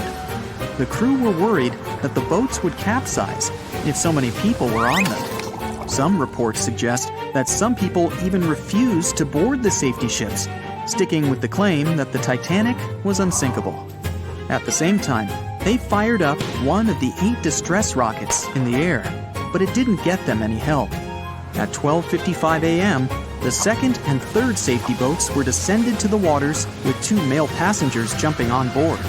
5 minutes later, another safety boat was lowered with around 39 people. At this point, water entered the base of the grand staircase. In the next 20 minutes, more safety boats were lowered, most of them underloaded. Still no help. The Carpathia was still on the way. Panic was growing, and tensions were rising. There was a lot of anger for people being left behind. At around 1:30 a.m., things were getting out of control. The organized boarding of passengers to the safety boats stopped. March's watch stopped 3 minutes earlier, which could mean he was part of the scuffle between crew members and passengers. It took 3 hours for the Carpathia to arrive. March wasn't among the survivors. His watch proved to be one of the essential findings lost in the wreckage of the Titanic. It was eventually returned to March's 2 daughters, and now it's in one of the collections of the National Postal Museum. March was a man who did what he had to do in the worst circumstances. Time was a precious commodity for the people on board the ship, and this watch proved valuable to learn more about the tragic yet inspiring stories of the Titanic. It was the biggest ship ever built in its time, and it was supposed to be unsinkable. But within days of steaming out on its first voyage in 1912, the Titanic was gone beneath the relentless waves of the North Atlantic Ocean. And of its more than 2,200 passengers and crew, only 706 survived that dreadful night. Would a smaller ship have fared any better in the same situation? Did the size of the iceberg truly matter in the end? Was it a mistake for the ship to change course at the last minute as it tried to avoid impact? These are 3 questions that have people pondering, what if? We do know that Titanic was considered an engineering marvel in its day. Designed by Thomas Andrews for the British shipping company White Star Line, it was just over 880 feet long and 175 feet tall. Built with abundant space for 840 staterooms, a swimming pool, a squash court, a gym, and 2 dining rooms. But it was below deck that one of its most impressive new features could be found. Titanic's hull was divided into 16 compartments designed to be watertight. Up to 4 of these compartments could take on water in the event of a breach, with the remaining 12 helping to keep the damaged ship afloat. It was thanks to these compartments that the ship was regarded as unsinkable. Rumor has it that Philip Frank, White Star Line's vice president, even declared, "There is no danger that Titanic will sink. The boat is unsinkable, and nothing but inconvenience will be suffered by the passengers." On April 14, 1912, that proved to be mistaken when Titanic struck an iceberg. As ice ripped along the ship's hull, several of those watertight compartments ruptured. It took only 2.5 hours for Titanic to sink. Did the size of the iceberg that hit Titanic seal its fate? Would a bigger or smaller iceberg have made any difference? Icebergs come in a wide variety of shapes and sizes. They are pieces of ice that have broken away from glaciers or ice shelves in the Arctic and Antarctic, and are now wandering across the ocean until they eventually melt. One of the tallest icebergs ever found would have easily dwarfed Titanic. Discovered in 1957, it was 550 feet high. That's close to the height of the Washington Monument. Imagine ramming into something that big. Smaller icebergs, though, can turn out just as dangerous. Some are the size of houses and called bergy bits. Others, closer to the size of a car, are called growlers. These can be much harder for ships and boats to locate, making them more difficult to avoid. And, though smaller, they can produce a lot of damage when hit. It's also critical to recall that icebergs are always bigger than they seem, with the majority of their mass lurking below the ocean surface. In fact, over 80% of an iceberg's volume is underwater. Most of its sharp, jagged edges cannot be seen. Roam too close, and you risk damaging your ship's hull. Because Titanic had little notice of its impending doom, a smaller iceberg, struck at the same angle, could still have been enough to bring that mighty ship down. Now, it's possible that had the iceberg been larger, it would have been spotted sooner. Titanic might have had time to alter course and avoid the impact. But missing that one iceberg would not have guaranteed Titanic's safety. It was traveling in a dangerous stretch of the Atlantic called Iceberg Alley. It's located 250 miles east and southeast of Newfoundland, Canada. Behind one iceberg, there could be another, and another after that. And so the crew on board had to remain very attentive to avoid several potential collisions, not just one. A smaller ship might have been better suited for the trip. Titanic's size was certainly a challenge when it came to steering. In fact, it had just left her dock in Southampton when it nearly collided with another smaller ocean liner, the SS New York, missing it by just 2 feet. The gigantic steamship was obviously not made for maneuvering quickly in tight quarters. A ship that size required time and space to change course. But when it comes to ships versus icebergs, a ship's size doesn't always matter. The Islander was a steamship designed to travel the Inside Passage in Alaska. In the summer of 1901, it struck an iceberg, which tore a hole in the front portion or bow of the ship. The vessel did not sink right away, and the crew tried to steer it to safety. Ultimately, its bow completely submerged, and its stern was lifted up and out of the water. It didn't take much longer before the ship sank completely. Of the 168 passengers and crew members, 128 survived, and $3 million in gold was lost.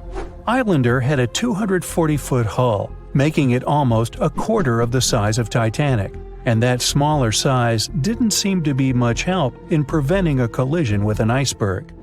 And then there was the Hans Hedtoft in 1959. Also known as the Little Titanic or the Danish Titanic, it was referred to as the safest ship afloat. It was 272 feet long with 95 people on board. Much like the real Titanic, the Hans Hedtoft was specifically engineered to handle most of what the sea could throw its way. Along with its double steel bottom, it also had an armored bow and 7 watertight compartments. How could such a ship sink? But it could, and it did. It was on its first voyage, returning to Copenhagen, when it ran into trouble. On January 30th, it hit an iceberg. An SOS was sent, but when the Johannes Cross arrived to help, the Hans Hedtoft was nowhere to be found. The only evidence of the ship's existence was a lifebelt that was washed ashore in Iceland 9 months later. Again, the ship's smaller size didn't work in its favor. A smaller size of Titanic wouldn't have guaranteed a safe voyage in 1912. The final what-if concerns the last-minute choice when the iceberg was spotted and the alarm sounded. First, Titanic could attempt a complete stop, but this wasn't an option as the ship needed a half a mile to come to a halt, and the iceberg was a mere 900 feet away. Second, the Titanic could attempt to avoid the iceberg by steering away from it. This is what the captain ordered, but the attempt was unsuccessful, resulting in a deep gash across the ship's hull. The final option? To hit the iceberg head-on. Would this have made any difference? The answer is an intriguing maybe. Some think a head-on collision would have saved Titanic. In this scenario, the collision would have limited the damage to the very front of the ship, instead of the iceberg tearing through the hull and compromising several of the watertight compartments. Only 4 of the compartments would have been breached. This meant the others could do their job of keeping Titanic afloat. The ship could be stuck, unable to move, but it would remain above water until help arrived. This would provide a ship like Carpathia enough time to reach the scene of the accident and bring the people on board to safety. One of the Titanic's designers, Edward Wilding, made a similar claim during an inquiry into the sinking. He argued that most people would have survived a head-on crash, and that Titanic itself would not have sunk. Others disagree, though. First, the special bulkheads on Titanic were designed specifically to protect the ship against collisions with other vessels, not with icebergs. These compartments would crumple upon impact, absorbing some of the force while the other ship absorbed the rest. Though the damage would still be extensive, the remaining bulkheads would keep the ship afloat. But an iceberg does not have the same flex in a collision as you would experience with another ship. Most of the force would be absorbed by Titanic, resulting in greater damage to the ship. Even worse, the impact would be carried through the full length of the ship. Rivets would burst, seams would tear, the compartments would quickly flood, and the ship would sink even faster, resulting in fewer survivors. In any case, as with most what-ifs, we'll never really know the answer. As tragic as Titanic's first and last voyage was, it did result in changes that helped make venturing out to sea much safer. Findings from hearings on the disaster led to the creation of the International Ice Patrol, or ICC, in 1914, an organization that tracks icebergs in the Atlantic and Arctic Oceans to ensure vessels in the area can avoid them. In the US and Britain, ships were obligated to carry enough lifeboats to accommodate every person aboard. Regular lifeboat drills were made mandatory. And finally, the bulkheads on ships were made higher to keep water out, and bottoms were stretched to create double hulls, helping make the compartments truly waterproof. There's no denying that Titanic was a terrible tragedy, but the lessons learned from that night to remember has helped prevent many more. No one could ever have imagined that the unsinkable Titanic would collide with an iceberg, except for one man, William Thomas Stead. Well, not directly, of course. It's not like he jolted out of bed one day, envisioning the fall of the Titanic. Rather, he wrote an empowering short story called How the Mail Steamer Went Down in Mid-Atlantic by a Survivor on March 3, 1886, 26 years before Titanic sank. Okay, let's do a super quick recap. Titanic was traveling from Southampton to New York in April 1912 in the North Atlantic. The ship hit an iceberg, and less than 3 hours later, it was completely underwater. Out of 2,208 people on board, just 706 survived due to the limited number of lifeboats and icy cold water. Another passenger ship, Carpathia, heard the distress call, picked up the survivors, and brought them safely to New York. The short story William Stead wrote was about Thomas, a British sailor, who got on a passenger liner bound for the U.S. At one point, the protagonist realized there weren't enough lifeboats for everyone on board the ship in case something happened. A couple of days later, heavy fog covered everything in sight. Luck was not on the liner's side, and it collided with a stray ship, just like Titanic struck an iceberg. Only 200 out of the 916 people made it safely to the U.S. The main character managed to survive by jumping into the water and climbing into one of the lifeboats. Now, you'd think that the story riled up everyone in the industry to add extra lifeboats on ships.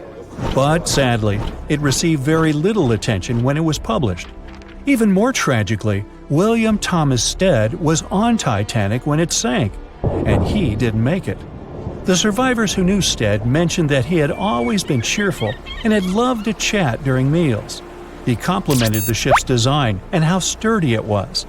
Witnesses also talked about how he had been helpful when the ship had been sinking, having given his life jacket to someone else. He was a journalist by profession and was on his way to New York for a ceremony. One of his most important contributions to modern journalism was the use of illustrations in every newspaper article. He also introduced newspaper interviews, and they're still used to this day along with illustrations. But this story wasn't the only published work that predicted the disaster. Morgan Robertson was an author and former ship captain who wrote short stories and novels. His most notable novella is The Wreck of the Titan. It's also known as Futility. The book was written in 1898, 14 years before Titanic. It was a fictional story about the Titan, an ocean liner similar to Titanic, which was crossing the North Atlantic. It's also a coincidence that Titan was just as fast as Titanic and shared many other similarities, like size and design. The book described it as unsinkable and the largest ship to hit the ocean at the time. That's what they said about Titanic, too. Another eerie similarity was the limited number of lifeboats it had. The story took place in April, and that's when Titanic set off on its journey and hit the iceberg. The Titan story also mentioned that barely anyone had survived that horrible accident. Unlike Stead's story, the protagonist of Robertson took a different path. The Titan sinking happened somewhere halfway through the book, so after the accident, the main character went on with his life. The book was brought back into the spotlight after the Titanic disaster. How could someone describe the events that took place almost a decade later so accurately? Many started to believe Robertson could see the future. But the reality was that Robertson knew his way around a ship. It was easy for him to write down the nitty-gritty of things without doing more research. Realistically, one of the biggest threats for ships at that time was hitting an iceberg or colliding with other ships. The next story sounds somewhat mysterious. Once, Alex Mackenzie heard a voice that warned him not to board Titanic.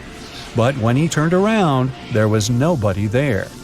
As he continued walking, the voice spoke to him again, but this time it was louder and more distinct. He took the warning seriously and decided to cancel the trip and go back to Glasgow, Scotland, his hometown. His grandparents weren't too happy to find him back home instead of on Titanic. After all, the ticket was very expensive.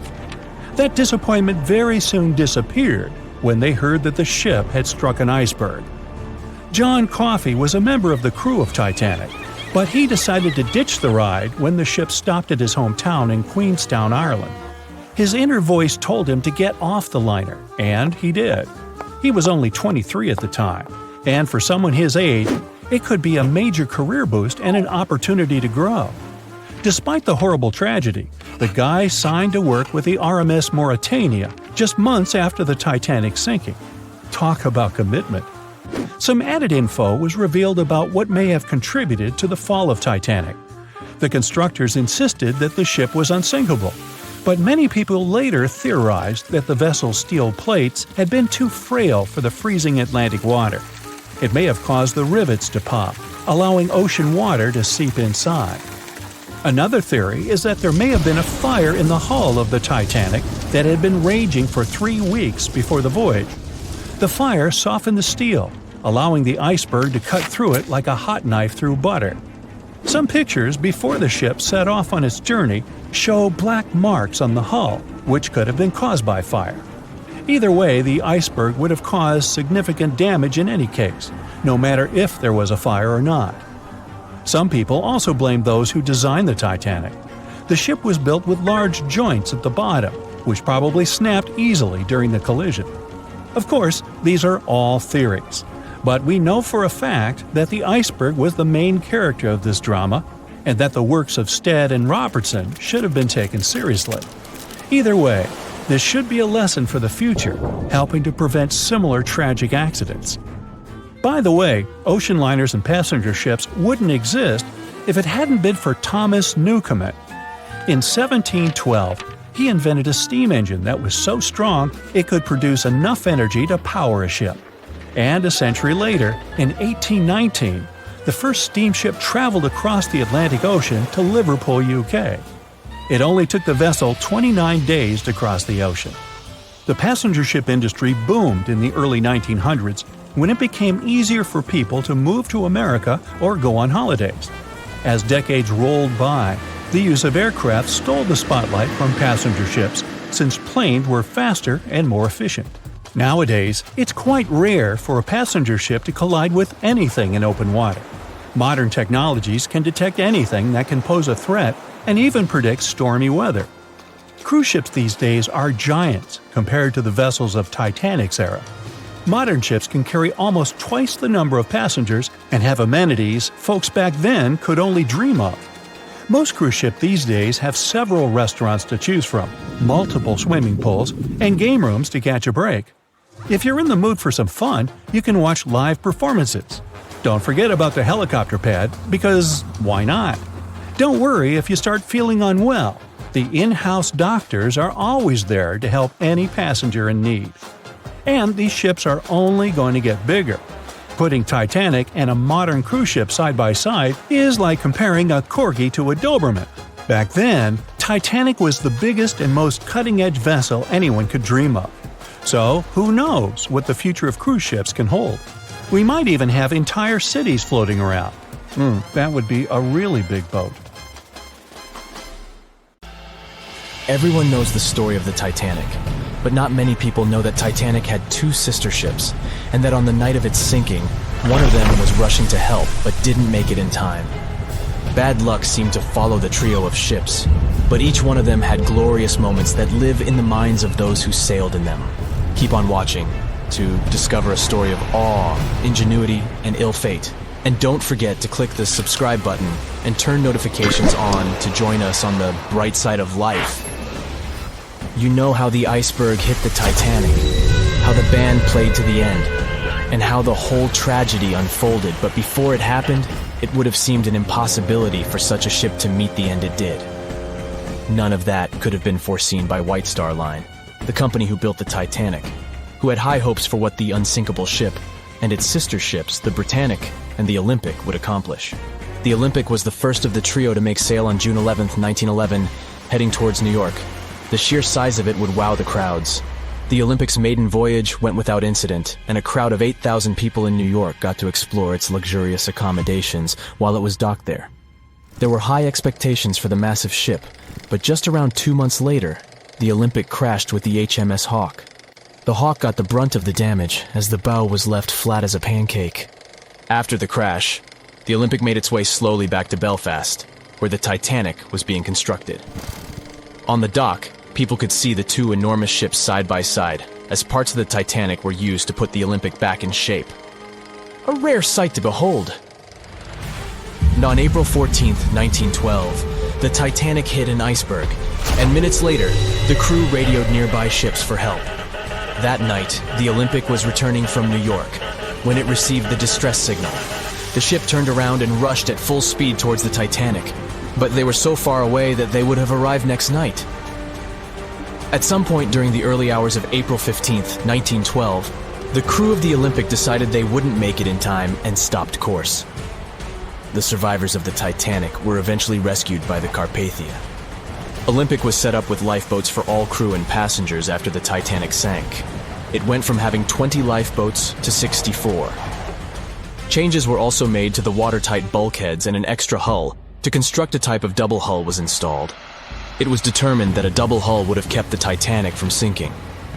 For several years, Olympic was used in the war effort against Germany. Throughout the years, Olympic carried over 200,000 passengers, which included thousands of Americans fleeing from Europe and troops battling during World War I.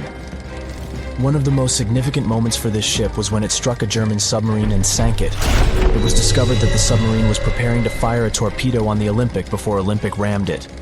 The Olympic ended up sailing the seas for 3 decades, which earned her the nickname of the Old Reliable, despite some previous accidents. It went on to help the survivors on the HMS Audacious when it was sinking, and do what it couldn't for its sister, Titanic. Eventually, bad luck caught up with the Olympic. The ship crashed with the Nantucket Lightship, and the crash signaled the beginning of the end. Beaten up, and after years of service, the Olympic was demolished and scrapped for parts. The Old Reliable saw many years of service and thousands of passengers, but the Britannic's journey was shorter-lived. When the Titanic sank, White Star Line was faced with a problem since they already had another enormous ship in the works. White Star Line began construction on the HMHS Britannic on November 30th, 1911, around 4 months before the Titanic sank. Although the Britannic was the youngest of the trio of ships, having been constructed last, it was also the biggest. They intended to name it Gigantic, but after the Titanic's disaster, they changed the name to Britannic, since they considered it to be a lucky name. With the Titanic sinking, the White Star Line underwent rigorous investigation, and many changes were made to the Britannic's design. The Britannic looked very similar to the Titanic, and it had what was at the time the largest marine turbine in the world, able to reach faster speeds than the Olympic. With Titanic's fate fresh in their minds, everything possible was done to ensure the safety of this newer ship. The Britannic was eventually launched on February 26, 1914, almost 2 years after Titanic met its end. After the Titanic's disaster, the White Star Line wanted the Britannic to redeem their name. The Britannic was on its way to becoming a successful ship. It transported passengers for over a year and a half when the British government requisitioned it and turned it into a hospital ship during the beginning of World War I. The ship became an even more impressive sight to look at. It was painted all white, with enormous red crosses on its side to indicate it was a hospital ship. One of the ship's surgeons, Dr. J.T.H. Beaumont, thought of it as the most wonderful hospital ship that ever sailed the seas. It could treat as many as 3,309 patients at once. This is how the Britannic became His Majesty's Hospital Ship, or HMHS Britannic. Though the sight of this magnificent ship must have put a smile on a wounded soldier's face or two, the Britannic didn't operate for long. Just a year after it was turned into a hospital ship, the Britannic was making its way through the Aegean Sea to pick up wounded soldiers, when it was struck by a loud explosion. The passengers didn't know what had happened, but headed to the deck to disembark. It is unclear what hit the Britannic, but the general consensus is that it was struck by a mine left by a German U-boat, though some still believe a torpedo hit it. The captain tried to move the ship to a beach close by, but the ship was sinking fast. In the desperation, against the captain's orders, several crew members launched lifeboats and disembarked. But since the ship was moving and the propellers working, the lifeboats were sucked and destroyed by the propellers. Though so much effort had gone in to ensure the Britannic was safer than the Titanic, whatever explosion occurred left the Britannic in the same dire condition as the Titanic in just 10 minutes. In a cruel twist of fate, it also sank in the ocean. Unlike Titanic's enormous death toll, only 30 people perished in the sinking of the Britannic, and over 1,000 survived. So many people survived because the accident happened in the morning, when the temperature of the water was warmer and the Greek island Kea was close by to offer help. In the end, the Britannic only sailed the seas for over 2.5 years. The bad luck that followed the Titanic and the Britannic and the accidents and demise of the Olympic was remarkable. But what was most impressive is that there was a woman who sailed on all 3 ships and survived. Violet Jessup was a crew member and nurse aboard the ships. She was there when the Olympic collided with the HMS Hawk in 1911 and disembarked safely. 2 years later, she escaped the sinking of the Titanic in Lifeboat number 16, and she showed some women it was safe to board the lifeboats. You'd imagine that would be enough to keep her from ever getting on a boat again, but not for her. A few years later, she served as a nurse in the Titanic while it was used as a hospital ship. When the explosion occurred, Violet jumped overboard, was pulled under by the water, and hit her head on the keel but survived. Can you imagine her experience? She must have had nerves of steel. All in all, the trio of ships saw journeys of triumph and tragedy. Ill fate might have followed them, but all the survivors were left with incredible stories to tell. So tell us, Brightsiders, would you have liked to have seen any of these ships in real life? Let us know in the comments section. Don't forget to give this video a like, share it with your friends, and click subscribe to stay on the bright side. Titanic sank on April 14, 1912, and all of the passengers' belongings and ship's paraphernalia went down into the deep, dark waters with it. These objects patiently waited to be discovered until 1985. Titanic sank fast, and there seemed to be almost nothing left from the ship. Yet divers in small submarines managed to retrieve plenty of artifacts from the wreckage. If you wonder what those surprising items look like, hey, join me. A number of museums have collections of Titanic items rescued by divers or donated by survivors and their relatives. And some of those items are even sold at auction. So if you're ready to spend a pretty penny on an exclusive artifact, hey, why not? The first artifact on my list is a pocket watch belonging to a Titanic passenger, John Chapman. John and his wife Elizabeth were on their honeymoon. When the ship hit the iceberg, Elizabeth was offered a seat on a lifeboat next to her friend Emily Richards. There was a problem, though. Mr. Chapman couldn't enter the lifeboat. Elizabeth turned to her friend Emily and said, "Farewell, if John can't go, I won't go either." Now, that's what I call true love. After a short time, the ship went under. If we step back and return to Chapman's pocket watch, we'll notice one more heartbreaking detail. Experts believe the watch stopped around the time the ship finally submerged. Do you remember the iconic scene in the Titanic movie where the ship's band continued to play while the ship was sinking? The violin, played by the real musician, was sold in an auction for $1.7 million in 2013. They say the band played "Nearer My God to Thee" as the ocean liner sank. Since we started talking about the band, we might as well shed light on a piece of music found on the ship. It was the song "Put Your Arms Around Me, Honey." Considering the fact that paper gets ruined almost instantly when it meets with water, it's a miracle to see those documents. Another saved paper document is the lunch menu. The first-class passengers wore their beautiful dresses and enjoyed their meals without knowing that it was their last lunch. This unique item was auctioned for $122,000. Meals were offered based on class. For instance, a first-class passenger would eat roasted turkey with cranberry sauce, spring lamb, or baked haddock. In comparison, a third-class lunch consists of stuff like rice soup, fresh bread, roast beef, and brown gravy. There were also cabin biscuits, which the passengers would eat to diminish seasickness. It wasn't just the menu. A VIP ticket was also retrieved. The ticket number is still readable, 1342. Number 5 is Edwardian perfume samples. A chemist named Adolf Saalfeld stepped onto the Titanic with various perfume bottle samples. Why did he bring these samples with him? Well, Saalfeld planned to open a fragrance store in America. 61 vials of perfume sank with the ship. Luckily, their owner managed to survive and get there safely. But his samples sank and were only rediscovered some time ago by the divers. When we accidentally drop a plate, it usually shatters into pieces. Now, there's a question. Do you think an unbroken plate can be recovered from Titanic? The answer is yes. Original White Star tableware is proof. Apparently, each class of passengers didn't just get different meals, but was also served with different types of plates. The retrieved plates have a green and brown floral motif.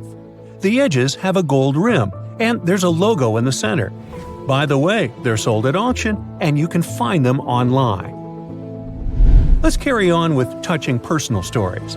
The love story of Rose and Jack that we see in the movie is fictional, but the ship surely witnessed many romantic tales. Here's a love letter to prove this. The messages tell us a story about how life was on the ship during the last few days. It was written by Kate Buss on April 10th. She mentioned how seasick she felt and other things, such as she was supposed to go to dinner in a half an hour. This letter wasn't the only letter divers took to the surface.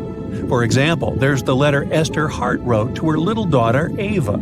It was sold at auction for £119,000. This letter is probably the last letter written on board, since it was completed only 8 hours before the tragedy. The letter is not that damaged because it was in the pocket of Esther's husband's coat. Another letter we can mention is Dr. John Simpson's letter. Those words were the last words that he wrote to his mother. Let me introduce you to Edith Rosenbaum. She was on the ship with her lucky toy pig. Edith had been severely injured in an accident before she sailed on the big ship. The toy was a present from her mother as moral support for her recuperation process. It was actually a music box in the shape of a pig. Edith used it to calm frightened young people in the same lifeboat. The next item on the list is the scout whistle of Lillian Winifred Bentham. She was a second-class passenger. On that terrible night, Lillian was in her stateroom. She didn't believe that the Titanic could sink. After all, it was the unsinkable ship. Her friend came to her and convinced her to hop into a lifeboat. Only then did she realize how serious the situation was. Moments later, she saw the ship break into 2 parts. As the lifeboat floated into the night, Lillian saw a crewman who was also rescued. Without a second thought, she wrapped the man with her fur coat. It was freezing, so she probably saved the man's life by doing that. The young man wanted to thank her for her kindness, so he gave Lillian a scout whistle. It was the whistle he used throughout the night to call for help. This pair of white gloves is one of the rarest artifacts recovered from Titanic. These cotton gloves belong to a gentleman. The owner's identity is unknown. Fabric can't last underwater for decades, but these gloves look fine, and you can still see the fine detailing and elegance. An alarm bell has also been found. Yes, that's the famous bell, the one that rang to warn people about the iceberg. Frederick Fleet and Reginald Lee were on lookout duty the night of the accident. Both of them survived. Fleet was the one who saw the iceberg before the ship struck it. What's ironic is that Fleet and Lee didn't have access to binoculars. They were stored in a locker in the crow's nest, but the key to the locker was in the pocket of a crew member who was reassigned to another ship at the last minute and didn't leave the key. They could have seen the iceberg sooner if they had had pairs of binoculars. If they had had it, the Titanic could have gotten out of the way. Divers discovered not just belongings of passengers or the crew, but also pieces belonging to the ship itself. Our next artifact is the Grand Staircase. Some parts of this iconic structure are recovered from the wreck. Turns out that this staircase became a meeting spot among first-class passengers. If they wanted to visit the Turkish baths for a spa day or eat dinner, they met at the staircase and went together. This staircase was a sign of how luxurious some parts of Titanic were. Another miraculously saved object that belongs to the ship is its plan. It was one of the most expensive artifacts sold at auction. The plan is around 30 feet wide. What else? The logometer was also discovered. It's a device used to check the sailing speed of the ship and the distance it covers. The experts say that from the start at noon on April 14th, the device logged 268 nautical miles. And there's more. A giant chunk of hull, known as the Big Piece, was also found. This fellow weighs 15 tons. The larger portholes were for the cabins, and the smaller ones were for the restrooms. This piece was found in 1994, but it was in 1998 when it was successfully taken out.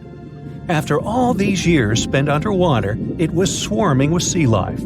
Still surprisingly, the portholes still had glass. Now, let's assume you were a diver and you could only take out one of these objects. Which one would you pick?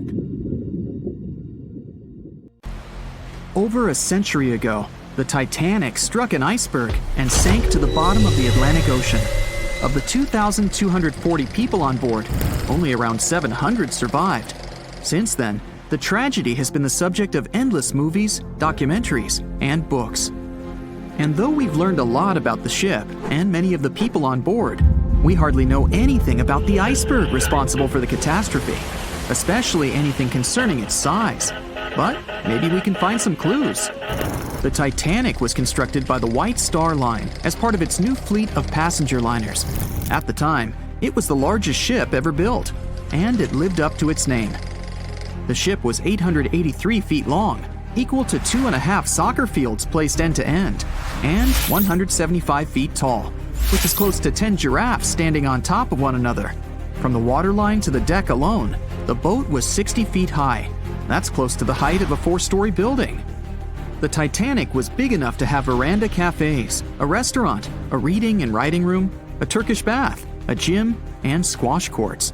There was even space for a swimming pool. The liner could carry a total of 3,300 people, including 2,435 passengers and 900 crew members. Although luxury was important, safety was paramount.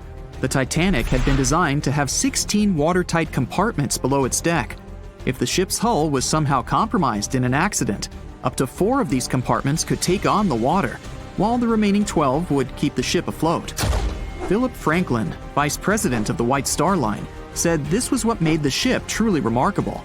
It's believed that the man said, "There is no danger the Titanic will sink. The boat is unsinkable, and nothing but inconvenience will be suffered by the passengers." He was so very wrong.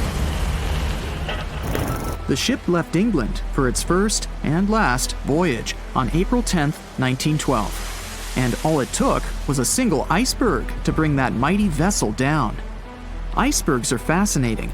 They are formed during a process called calving, when large chunks of freshwater ice break free from glaciers and float away into open water.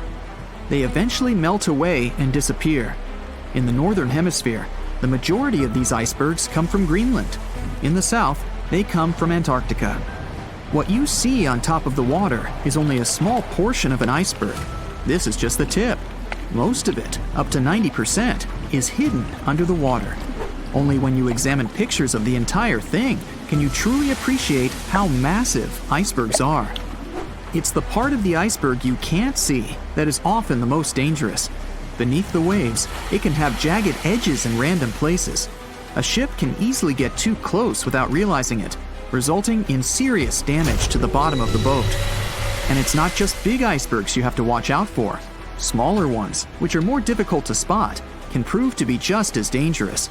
A growler, for example, is under 7 feet long, with just a bit more than 3 feet showing above the water. And a slightly larger bergy bit is less than 15 feet in size. The dangers of icebergs were well known when the Titanic set sail. In 1901, the Islander was traveling through the Inside Passage to Alaska. It collided with an iceberg and sank immediately. Luckily, 138 of the 178 people on board made it to safety. Back then, there wasn't any special equipment for detecting icebergs. The best tool was your eyes. From a special vantage point above the ship called the crow's nest, 2 members of the crew had to stare out over the ocean and watch for potential hazards. The crow's nest was located at the front of the ship, 49 feet above the deck. It was attached to the mast. From this height, a person had a good view of the ocean. If they saw anything suspicious, they could ring a large bell to sound the alarm. After that, they could call from a special telephone to warn the captain of any danger. But imagine what a horrible job this would have been, especially on the night the Titanic sank. The crow's nest wasn't a warm and cozy room surrounded by windows. Instead, it was a large open tub exposed to the elements. On April 14, 1912, the air temperature was around 39 degrees Fahrenheit, which is close to freezing. With the ship moving at about 23 knots, more than 26 miles per hour, the sailors must have felt that frigid cold air pressing against any exposed skin. The only good thing about the job was that the shift only lasted 2 hours. Frederick Fleet was the sailor who actually spotted the iceberg that sank the Titanic. He was up in the crow's nest, working with Reginald Lee at the time. Fleet kept track of the left side of the ship, while Lee scanned the right. It was 10 p.m. when the 2 men started their shift. They had already been warned about the possibility of ice. But when you're cold and it's dark, it might feel like an impossible task. Even worse, the 2 men didn't even have binoculars to make the job any easier. Fleet would later insist that having binoculars would have prevented the tragedy. With about 20 minutes remaining on the job, the sailors noticed the iceberg. Fleet rang the bell, once, twice, and again. He then called up to the bridge to inform the crew. At first, the call seemed to come in the nick of time. The ship's engines reversed, and the massive ocean liner managed to turn. It wasn't enough to miss the iceberg, though. Ice showered down onto the ship's deck. The iceberg tore through the hull, and water flooded in. 2 hours and 40 minutes later, the Titanic was gone. And here we have clue number 1. The iceberg was big enough to be spotted with the unaided eye in the dark of the night without any binoculars. It was also tall enough for bits of ice to fall down onto the ship's deck. Since this all took place long before social media and smartphones, nobody on board would have been taking photos or videos at the time. So, of course, we don't have any footage of the actual iceberg. But there are photos of the possible iceberg from later that day. The SS Prinz Adalbert was sailing near the area on the morning of April 15, 1912. The steward on the ship had not yet heard about what had happened to the Titanic. But when he spotted an iceberg floating by, he was compelled to photograph it. Why? There was a line of red paint along the bottom of the iceberg, indicating that it had likely collided with a ship sometime within the previous 12 hours. A second photo was taken from a ship called the Minia, which was sent into the area to look for debris from the collision. Captain de Carteret said that among the wreckage, he had seen only one iceberg. He also noticed a streak of red paint on it. From the photos and witness accounts, newspaper reports estimated the iceberg to be 50 to 100 feet high and 200 to 400 feet long. That's clue number 2. The iceberg that hit the Titanic probably started its ocean journey from Greenland's coast, heading past the Baffin Bay to the Davis Strait. From here, it must have slipped through the Labrador Sea and finally reached the Atlantic. And that, in itself, is pretty impressive. The glaciers in Greenland create between 15,000 to 30,000 icebergs each year. Some small, some big. Of these, a mere 1% will actually make it to the Atlantic. The others simply melt along the way. We know that the temperature of the Atlantic Ocean, where the sinking took place, was around 28 degrees Fahrenheit. That's below freezing. For humans, this could cause frostbite or hypothermia. But that temperature is actually warm for an iceberg. Most would only last 2 to 3 years in the North Atlantic, slowly melting into the warmer water. Based on this, it's likely that the Titanic's iceberg left Greenland in 1910 or 1911 and was fully melted by late 1912 or 1913.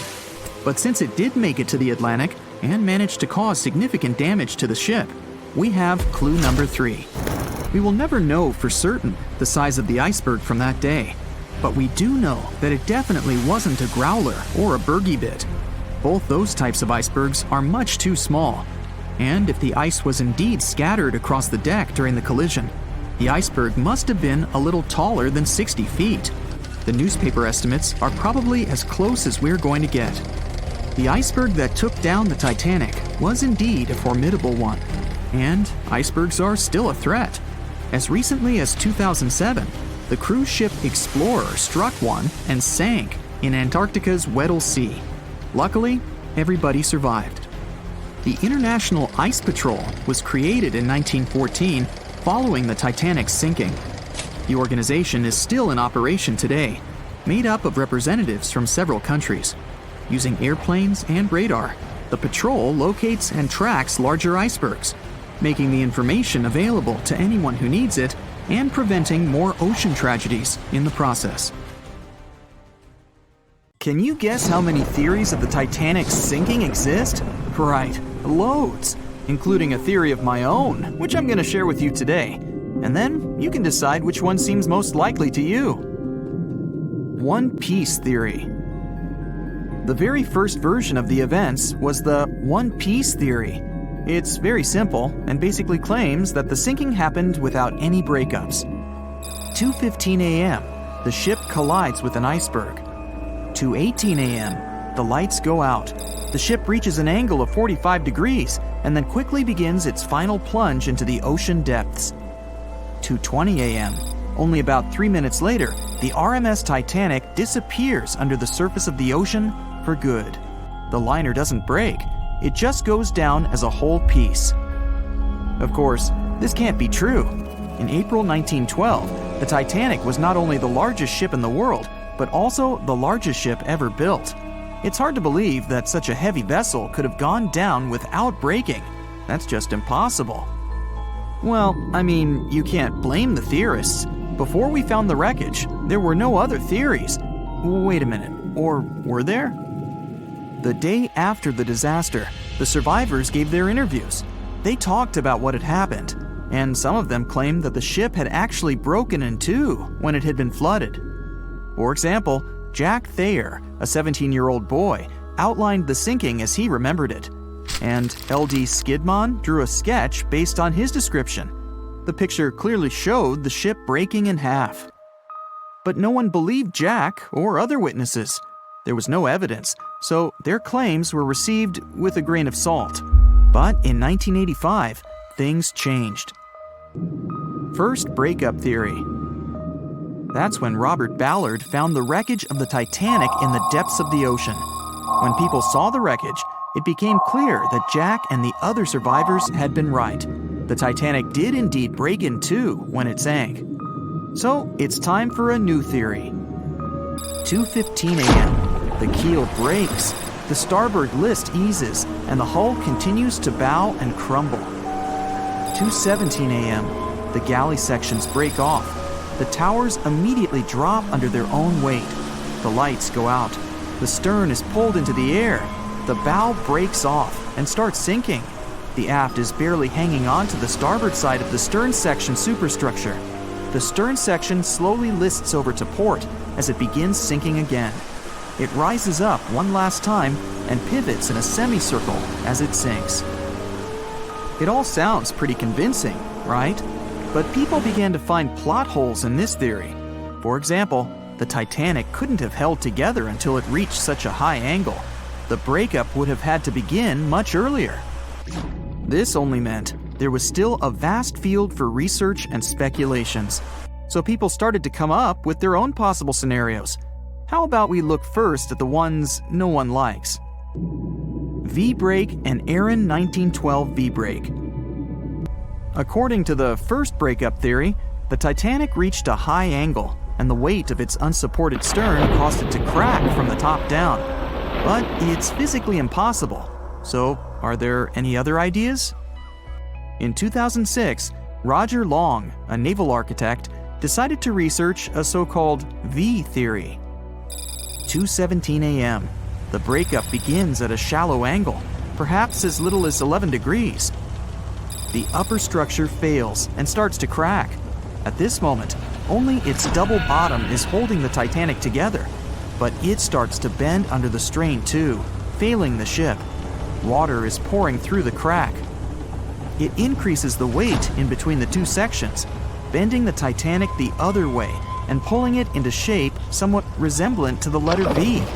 The upper decks get mangled and bent together. The bow heads for the bottom, and the stern is the last to sink. This theory has since been disproven many times, though.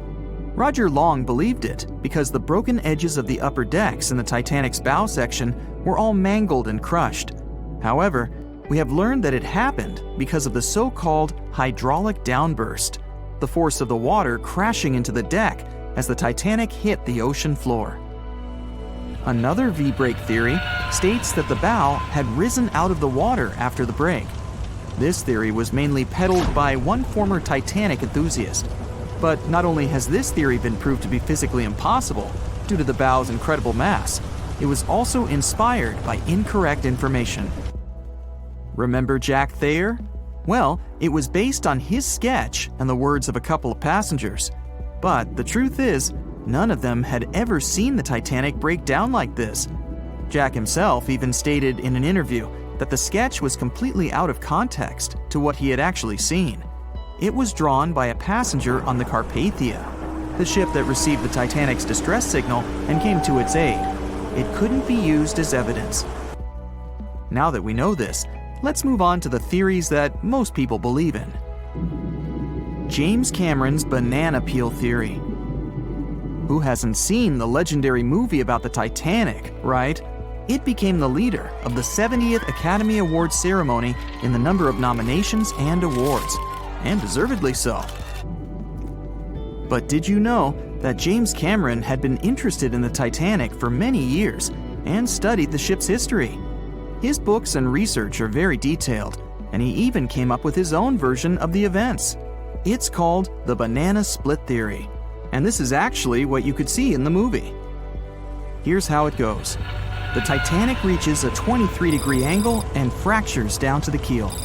The double bottom acts as a hinge as the stern falls down. When the double bottom fails, the bow and the stern separate. The stern lists to port, standing vertically, and then begins to go underwater. This theory is the most scientifically accurate one, along with Roy Mengat's theory. Wait, who's Roy Mengat? Mengat theory. Roy Mengat was an engineer who came up with the most plausible theory for the time being. 2:17 a.m. The lights go out on the Titanic. At this moment, the ship is at an angle of 20 to 23 degrees. Suddenly, the vessel snaps in two just around the third funnel. It causes the stern to settle into the water. The keel fails first. The draft and lower hull are crushed and break apart. Water surges into the bow and stern of the ship through the huge cracks, causing the bow section to sink beneath the waves. The stern rises up to the angle of 70 to 90 degrees, and then it sinks too. This theory seems to make the most sense, but it's quite controversial. The survivors who saw the breakup stated that the stern had settled back with the bow completely missing. Mengat's theory, however, contradicts that statement, while James Cameron's scenario takes this into account. Are you thinking what I'm thinking? The truth must be somewhere in the middle. My version. Now, as promised, I'll provide you with my version of the events. Well, it's not really my theory, more like a combination of Roy Mengat's and James Cameron's ones. I believe that James Cameron was right about the breakup. 2:17 a.m. The ship is at a high angle. The lights go out. Then it snaps into two pieces. The bow starts sinking. The double bottom is still attached to the stern for a minute or so. Once the double bottom fails, the two parts separate and the bow goes down. Then, as Mengat said, the stern rises up at a high angle, and then it begins to sink vertically. It might have actually happened because the survivors stated that they had seen a clean break. This means it couldn't be hidden.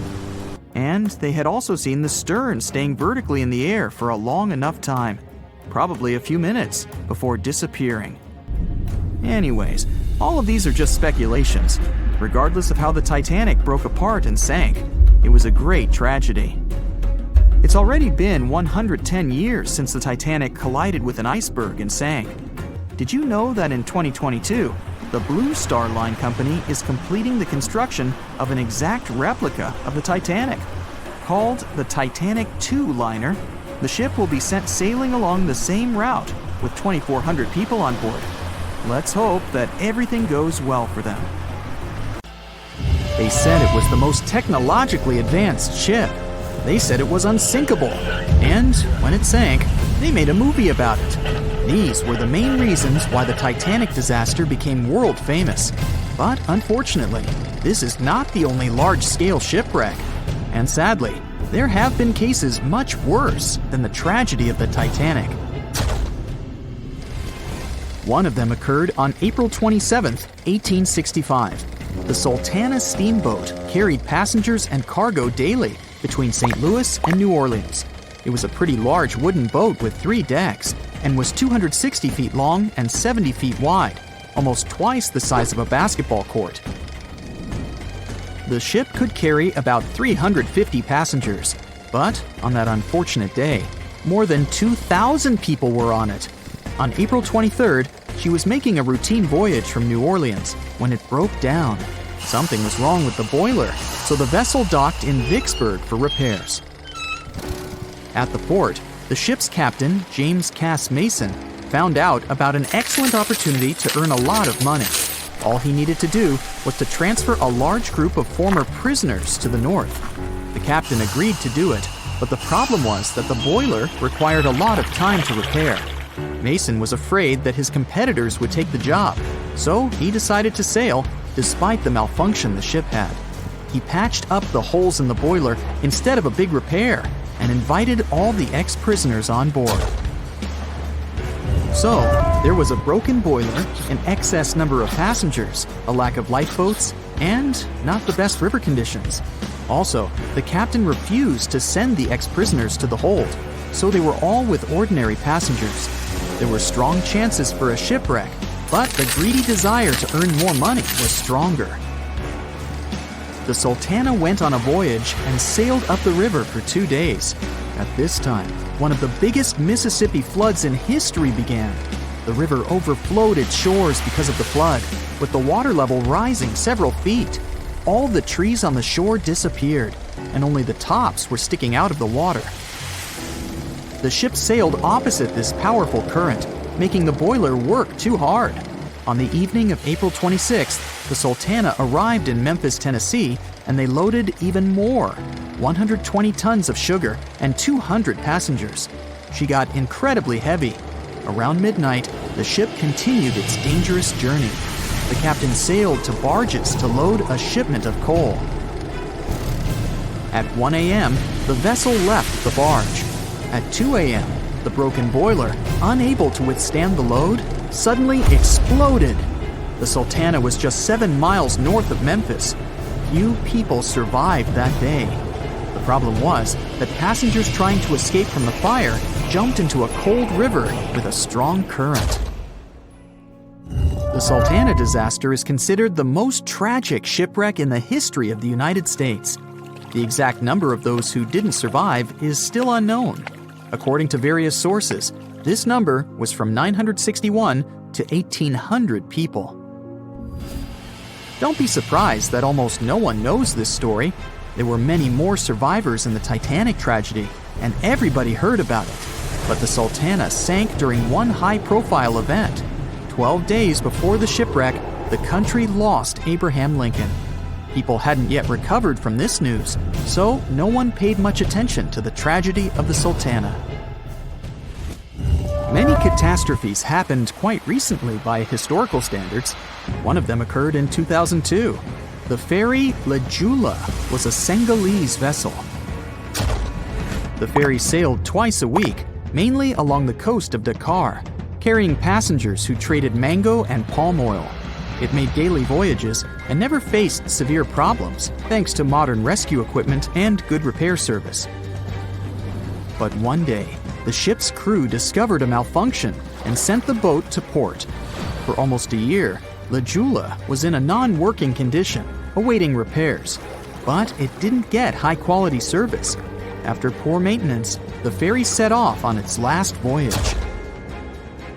On September 26, 2002, La Jula sailed between southern Senegal and Dakar, and at 11 p.m. headed toward Gambia, where a strong storm began. The wind raised high waves, but this wasn't critical for the large passenger ship unless the number of people on board didn't exceed the established norm. La Jula was supposed to carry about 500 passengers, but had many more people that day. Too many passengers, poor repairs, and a strong storm caused severe problems for the ship. But the main factor in the shipwreck was that La Jula was only built for sailing in coastal waters, but that day, it sailed far from the shore. Big waves started rocking the boat, and at some point, it just turned upside down. The ship's deck went underwater, and its lower part stuck above the surface like an iceberg. All the passengers sitting in cabins fell on the ceiling and lost their orientation in space. There were no holes or damage in the ship's hull, and water flooded the lower decks for a long time. The vessel stood in a twisted position for several hours. Then, the boat began to sink when the water seeped through the deck and hold.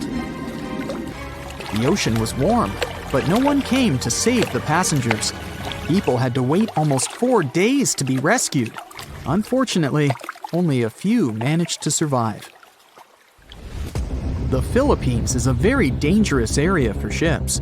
This place consists of several thousand islands and a vast area with shallow water. Ships can run aground and damage the hull with reefs and pitfalls. On September 20th, 1987, one of the most terrible disasters in navigation history occurred there. A Philippine passenger ferry called Dona Paz left one of the islands and sailed toward Manila. The sun was shining, the ocean was calm, and the visibility was good. But for some reason, the crew members didn't notice how the tanker Vector was approaching them. The two ships collided at low speed. The collision wasn't strong, but the problem was that the Vector had tons of oil on board, and the Dona Paz crashed into the cargo hold where that oil was stored. So it spilled all over the ocean, and then a spark slipped through. Not only did the two ships catch fire, but also filled with water. Both ships sank in a matter of seconds. Only a few dozen people survived that disaster. On September 27, 1854, the passenger ship Arctic sailed from Liverpool to New York. The fog came rolling down, and visibility got really bad. Another boat appeared out of the thick white haze, the French steamer Vesta. The ships were close enough to each other that a collision was inevitable. The French vessel was smaller, so it seemed to the Arctic's captain that Vesta had received a lot of damage. And while he was staring at the other ship, his boat got quickly filled with water. The captain gave the order to sail to the shore as fast as possible, but the ship's engines stopped working because of the flood. Then the ship's crew started to lower lifeboats with women and kids. Still, when rescuers found lifeboats with people, it turned out that only 87 out of 400 people survived, 65 crew members and 22 passengers. Surprisingly, there were only grown men among them. The ship's captain survived by clinging to the wreckage. All newspapers wrote about this story as one of the most terrible and shameful tragedies in navigation history. The survivors were criticized because they didn't save women and kids, and the crew members were accused of violating the law, since the safety of passengers should be higher than the safety of sailors. But despite this, none of them were brought to responsibility.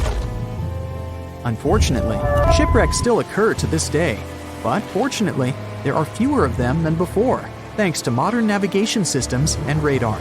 But no technology can guarantee there won't be a super strong storm or any other emergency that no one can foresee. The year was 1854, and the SS Arctic, the fastest passenger liner of its time, set out to cross the Atlantic. As it sailed through the misty veil, it slowly disappeared into the unknown. The Collins Line, an American shipping company, was started in 1818 and only began seriously trading in the transatlantic by 1835. Its steamships crossed the Atlantic from Liverpool to New York within just 10 days. Doesn't sound like a great speed today, I know, but back then, the same thing took other ships several weeks. Light on the water with their wooden hulls, powering through with a strong steam engine, those steamships were the favorite choice for many high-profile people.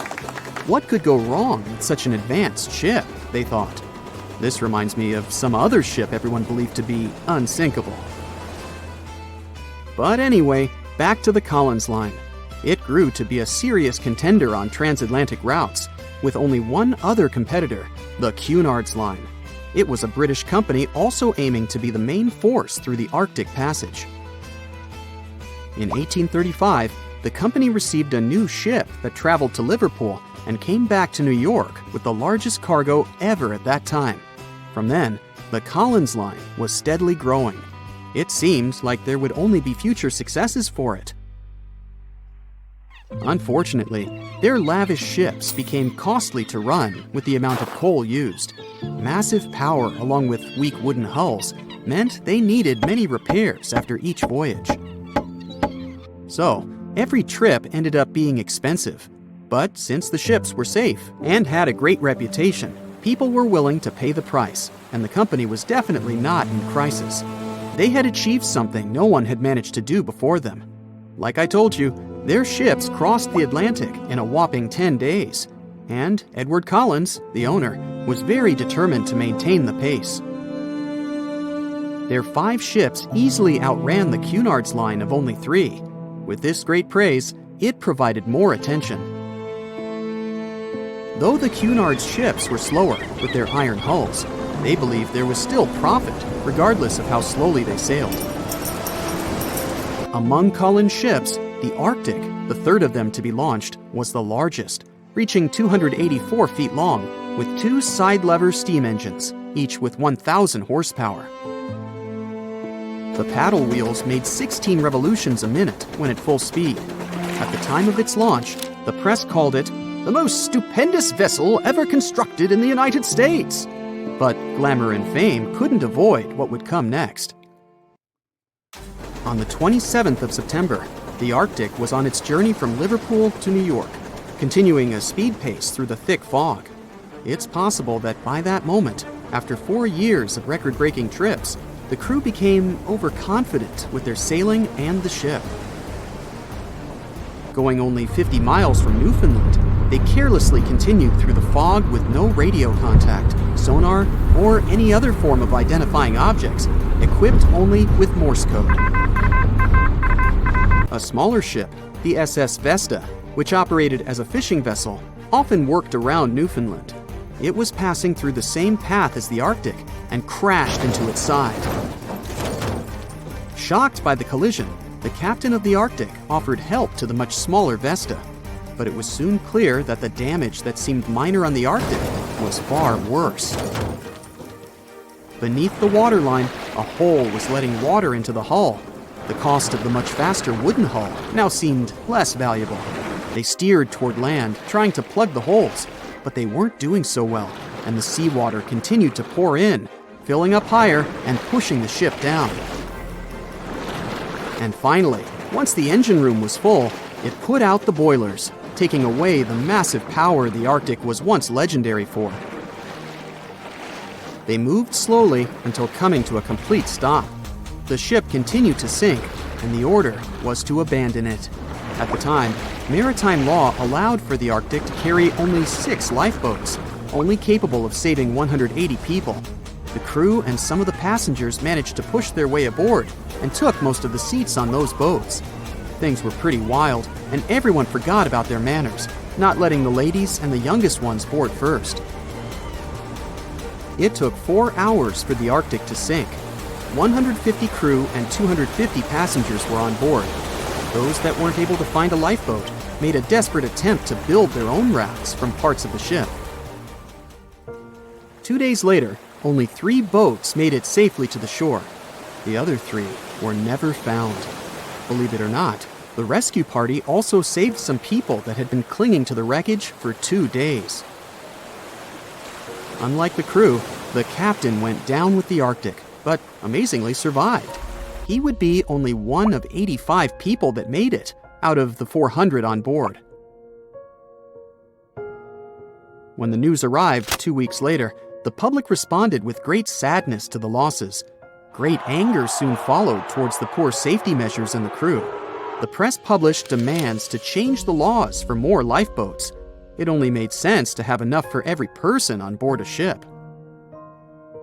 But they ignored those requests. This neglect would lead to more disasters in the future. Enough lifeboats would only come into maritime law some 60 years later, after the disaster of the Titanic. Edward Collins' wife and 2 children were also aboard the ship and didn't return. He was heartbroken, but didn't stop running his business. The Collins line still had a reputation to uphold, the biggest, fastest, and most luxurious on the Atlantic. Edward Collins would now build an even better ship than any other. It was named the Adriatic, and it was the largest ship in the world, 354 feet long. With 2 alternating steam engines that had never been built of this size. These steam engines at the time were at the height of engineering, though today you can only see them in models and toys. With the new addition of 2 masts, the Adriatic would also be able to sail if needed. Luckily, they made some lessons from the disaster of the Arctic. But before their new ship, the Adriatic, was built, another disaster had occurred. The sister ship of the Arctic had also sunk. They believed this second ship was desperate to stay in front of the Cunard's line and hit an iceberg somewhere during the race. This weird contest took the lives of 141 people. The desperation of Collins and his weakly built hulls pushed the company towards bankruptcy in 1858.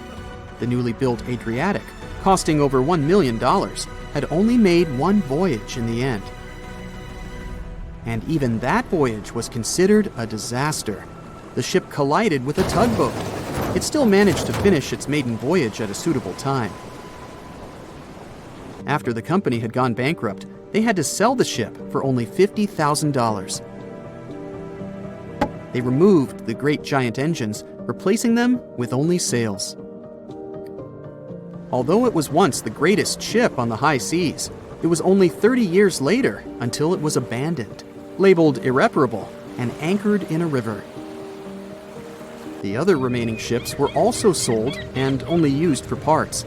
Edward Collins left the industry altogether, seeking work on dry land instead. As the Collins line was no longer in the mix, the Cunards would grow in strength. Without competition, they would win the Blue Riband for the next 30 years, and 180 years later, after producing hundreds of ships. They still have a constant presence on the seas as they provide transatlantic crossings, world voyages, and leisure cruises. To this day, the Cunard line is the only one to run ships between Europe and America, and it's great proof that it's not always the fastest that's the best.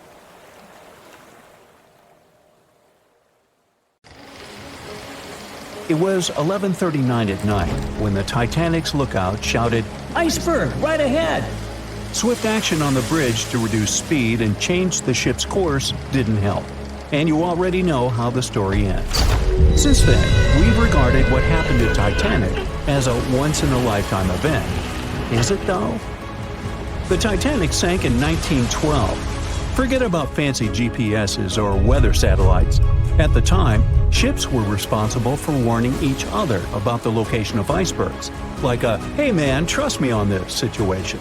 Then the Titanic disaster happened. To call it a disaster is an understatement, so specialists felt the need to form an organization to avoid this kind of accident happening again. That's why, a year later, they created the International Ice Patrol, or IIP for short. Up to this day, this group has been responsible for giving ships advanced warnings about ice threats. IIP improved their methods over the years, from ship reports and aircraft patrols to satellite images. Recently, they've also been using oceanographic buoys, floating devices providing real-time information about ocean conditions up to 164 feet below the surface to predict the potential drift of icebergs. Luckily, IIP is doing an excellent job in reducing ship iceberg collisions. But don't get too comfortable, because even the most advanced detection equipment can't entirely avoid an unfortunate situation. Between 1980 and 2005, there were 57 incidents involving vessels and icebergs. And the chilling truth is that today's ships are more likely to run into an iceberg than the Titanic was. Studies have shown that 1,038 icebergs crossed the area where the Titanic sank back in 1912. You might think that's a lot, but scientists say it's not really a big deal. I mean, yeah, it's on the higher side, but there have been 14 years with even more iceberg activity since then. Nowadays, the number of icebergs is going up due to the accelerated melting of Greenland's glaciers. And since more ships are heading into polar waters, the chances of ships bumping into icebergs are higher. But the real danger for captains is invisible enemies, called growlers and bergy bits.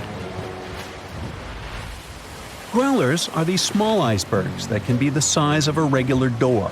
And bergy bits are also considered small, measuring around the size of a school bus. These icebergs might seem harmless, but they're actually tricky since they can be completely invisible to radars or satellites.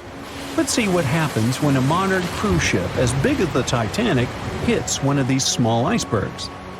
Meet the Norwegian Sun, a luxurious cruise ship like Titanic, as it has the capacity to accommodate 2,400 passengers and more than 900 crew members. On July 2022, this cruise ship was on its way to Hubbard Glacier in Alaska when it found itself in the middle of a dense fog. Suddenly, passengers felt an impact and were terrified as the ship experienced a severe jolt. The fog immediately cleared and they realized what had happened. The Norwegian Sun had collided with an iceberg of the growler type. But the outcome was entirely different from Titanic. Thankfully, there were no injuries, and both the passengers and staff reached the Alaskan docks safely. Expert divers checked the condition of the boat, and they discovered that the ship had suffered some damage after the collision, so the rest of the trip was canceled. Now don't stress about packing for your next trip across the Atlantic, because accidents like the one with the Norwegian Sun are really rare. I mean, it's common for ships to encounter ice, but what's unusual is for it to be a problem. Most modern cruise ships wouldn't get physically damaged by an iceberg, and there's a reason for that. You see, the steel used in the Titanic also played a significant role in the disaster. The unsinkable ship, after all, was not so impact-resistant. Back then, the Titanic's hull was constructed using around 2,000 steel plates, which are believed to have been produced in an open hearth furnace. As a result, the steel contained a high concentration of phosphorus, oxygen, and sulfur. High levels of these elements make steel brittle at low temperatures, causing it to fail upon impact. While the steel used on the Titanic was of the highest quality available at the time, it wouldn't meet the safety standards of modern ships, and it was approximately 10 times less safe than what today's vessels use. But the most significant difference between the design of the Titanic and a modern ship lies in how the hull is put together. You see, the Titanic was built using over 3 million rivets for its hull and upper deck structure. So, when it struck the iceberg, the rivets started a chain reaction, causing the entire section of the hull to collapse simultaneously, causing an uncontrollable flood of water. In contrast, modern ships use a method called submerged arc welding, which fuses the edges of metal pieces together, creating a strong and continuous bond. This is safer because if any part of the ship gets damaged, the tear doesn't spread, making things worse. The damage remains contained within that section. Okay, so small icebergs are becoming more common, and vessels have been adapted to deal with them. But there's still one more scenario to consider. What if a huge cruise ship hit an iceberg the size of a 5-story building? Imagine we've just created the world's largest cruise ship on the planet.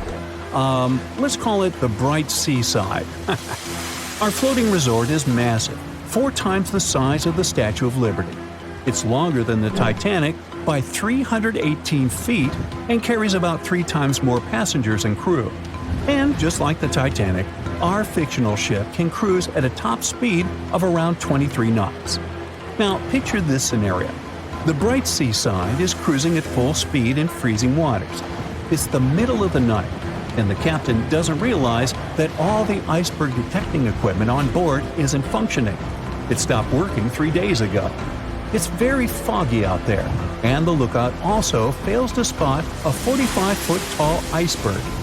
If that whole situation played out, and the ship smacked into the iceberg head-on, well, it could potentially lead to a sinking. But you can see how unlikely that is, right? That's why experts are quite confident in saying that ice isn't likely to sink modern cruise ships. It's also worth mentioning that safety measures have improved a lot since Titanic.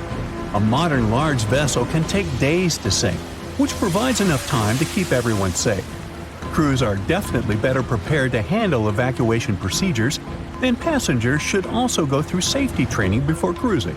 I know, it is annoying to do that when all you want to do is drink a lemonade or some other beverage by the pool.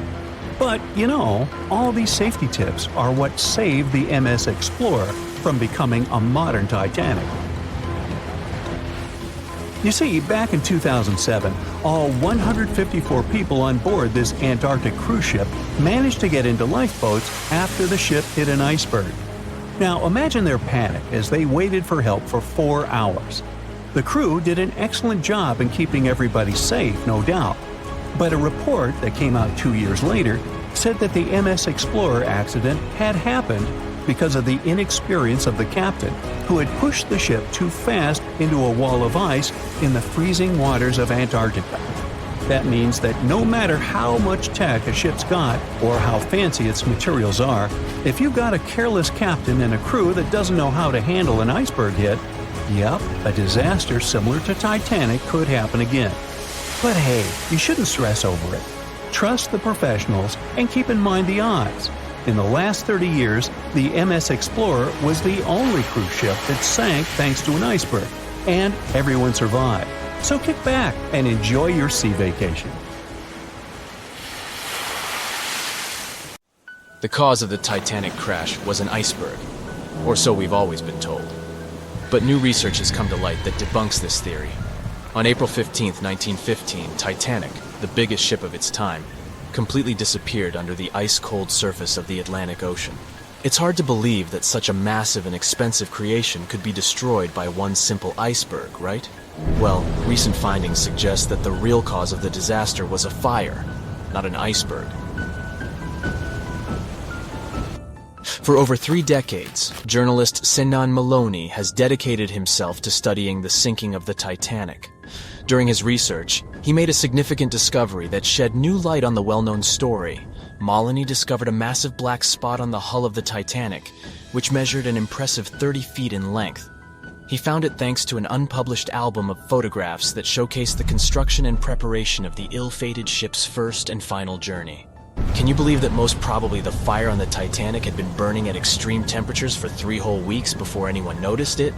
Crazy, right? Apparently the high temperature corrupted the metal, making it 75% weaker. That's why the iceberg was able to make a hole in the ship. If not for the fire, the Titanic might have survived the crash because the iceberg apparently hit the exact spot we are talking about.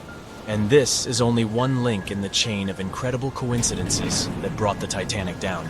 The people in charge of the Titanic knew about the fire and knew the ship shouldn't have set sail. But they didn't want to go bankrupt and cancel the trip, especially since there was a coal shortage due to miners being on strike. The trip was already sold out, and there were no alternatives. Other ships canceled their trips due to low demand. Everyone wanted to board the Titanic, so the management bought up all the coal they could find, even from other ships, and set off. It was all about making money. To hide the truth, they turned the ship's hull so that the marks weren't visible from the dock and faced the sea. This way, the passengers wouldn't see them. Here's another sad twist in the Titanic's story. Back then, there weren't any sonar systems to detect danger, so specially trained people had to watch out for threats using binoculars. But the binoculars on the Titanic were locked away in a special compartment, and the only person with the key, Second Officer David Blair, was replaced last minute before the ship took off. He forgot to hand the key over to his replacement. This mistake wasn't discovered until 3 days later when the ship was already at sea. If they had the binoculars, they might have seen the iceberg in time and avoided the crash. But even if they had the binoculars, they might not have been able to avoid the crash because the Titanic was going faster than it was supposed to. They were behind schedule and didn't want to ruin the ship's reputation, so they were going way beyond the speed limits the ship's construction could sustain. One of the biggest mistakes made on the Titanic was the decision to not include enough lifeboats. Even though the ship needed around 60 of them to contain all the passengers, it was only equipped with 20. The designer, Alexander Carlisle, had initially planned for 48 lifeboats, but this number was reduced for aesthetic purposes. Apparently, having too many lifeboats would have made the deck look too cluttered. These 20 boats were only able to hold a third of the passengers on board, which was not nearly enough to save everyone in the event of an emergency. What's even more shocking is that this number of lifeboats was technically legal at the time. Regulations for lifeboats were based on the tonnage of the ship, not the number of passengers. This means that even though the Titanic was carrying thousands of people, it still met the legal requirements for lifeboat capacity. Another serious mistake made by the crew was the decision to cancel the lifeboat drill scheduled for the day of the disaster. Lifeboat drills were standard practice on ocean liners at the time, but for no apparent reason, Captain Edward John Smith chose to cancel it. This meant that passengers were not prepared for an emergency, and the crew was not adequately trained to handle the situation. When the ship hit the iceberg, chaos ensued, and it took over half an hour to launch the lifeboats instead of the usual 10 minutes. Some folks put the blame on Captain Smith for the fact that the first set of lifeboats left partially empty. The very first lifeboat, which had seats for 65 people, only carried 27 passengers. There is an objective reason for this. At the beginning, people were reluctant to abandon the ship and didn't understand the gravity of their situation. In 2012, researchers uncovered that Captain Smith failed his initial navigation exam. Although he eventually passed, some people wonder if this could have played a role in the disaster. During the Titanic's final moments, the crew attempted to send out distress signals to nearby ships, including the Californian.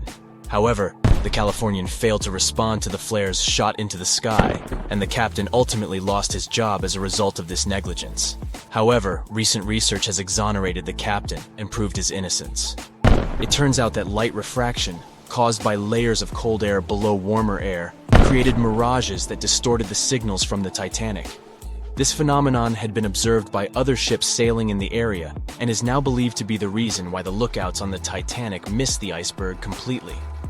Historian Tim Malton supports this theory and has further contributed to our understanding of this event. It's unfortunate that the captain of the Californian lost his job due to circumstances beyond his control, but it's better late than never that his reputation is cleared. Whatever the reason for Titanic's crash was, it still keeps the minds of scientists busy to this day. But let's see what the buzz was all about. What made the Titanic so famous and unique? The Titanic was massive, standing at 175 feet tall and nearly 900 feet long. The ship was so enormous that even the officers took over 2 weeks to memorize all the decks and passageways. You could be walking miles along its corridors. The construction cost of the ship was a whopping $7,500,000, which would be equivalent to about $166 million in the mid-2010 ES, due to inflation. Interestingly, the production cost of the Titanic movie in 1997 was even higher at $200 million. Building the Titanic was no small feat, and it required a labor force of 3,000 men who worked 6 days a week for 26 months. The job was difficult and dangerous, and workers had to complete tasks at the height of a 20-story building without safety ropes. Nevertheless, they were paid a competitive wage of £2 a week, which was considered good pay at the time. The inside of the Titanic was inspired by the luxurious Ritz Hotel in London. The most impressive feature of the ship's interior was the grand staircase, which extended through 7 of the ship's 10 decks. The staircase was adorned with ornate paintings, bronze cherubs, and oak paneling. The first-class passengers had access to an impressive array of facilities, including a heated swimming pool, Turkish bath, gym, squash court, beauty salon, and even a stylist to help them prepare for dinner. First-class passengers on the Titanic were pampered to an extraordinary extent. They had their own onboard newspaper, the Atlantic Daily Bulletin, and even their dogs were taken care of with a special area where they could be fed, walked, and trained during the voyage. The first-class meals were a grand affair, with 13 courses and a different wine for each course.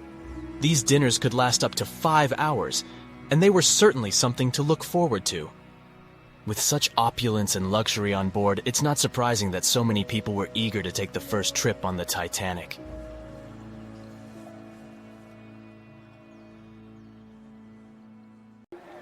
So in 2017, over 25 million people boarded cruise ships all over the world.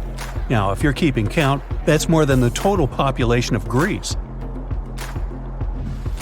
It's become America's favorite choice when it comes to going on vacation. It's easy to see why hopping aboard a cruise ship becomes more popular each year. Heading out on a cruise is also coming back in style with newer generations. 2/3 of Gen Y and millennials say that cruising is their new preferred type of vacation. How's that? Well, let's see. It's easy to plan in advance. On board, you can find activities for all family members, and you get a chance to visit several different destinations in one trip. An added bonus of booking a cruise? You can sample various places for a future time off. The entertainment on board is often top-notch, providing passengers with an added taste of luxury. And the amenities and accommodations are generally very reliable. Not to mention that it gives tourists that feeling of actually getting away from everything that people strive for while out of the office. Royal Caribbean International is one of the largest cruise lines in the world, with just over 19% of the cruise market as of 2018. Its current fleet is divided into many different classes of ships, including the Voyager class, Radiance, and Quantum. The latest addition to the Royal Caribbean International's impressive fleet was built in 2018. Wonder of the Seas is now the largest cruise ship in the world. Since this spectacular liner has just had her maiden voyage in March 2022, let's look at some of the incredible perks it has to offer its passengers. For starters, the boat is so big that it had to be split into neighborhoods. Well, it figures since Wonder of the Seas can accommodate almost 7,000 passengers. Fond of New York? Well, no worries. Wonder of the Seas has a central park of its own, with an estimated 10,000 plants to check out. The ship's central park is a feature of all Oasis-class ships, being one of the so-called neighborhoods. Let's look at some other areas, shall we? Like this boardwalk, a place that includes an arcade, a candy store, and a sports bar. It's best suited for long walks.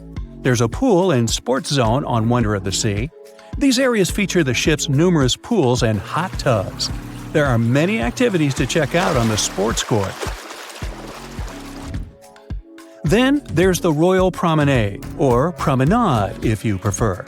That's the main road on Wonder of the Seas, with bars, lounges, and places to grab a cup of coffee, or a luxurious latte. The entertainment neighborhood is the focal point for leisure activities on the ship. Here, guests can find a comedy club, an ice skating rink, and even a theater. The spa and fitness area is a tranquil zone with a huge array of treatments available. The fitness center is free of charge, by the way, so there's no excuse for guests to skip a leg day. An extra 8th zone was added to Wonder of the Seas. It's called the Suite Neighborhood. This is an exclusive area designed for guests staying in the suites. Oh, now I get it. It's located at the top of the ship.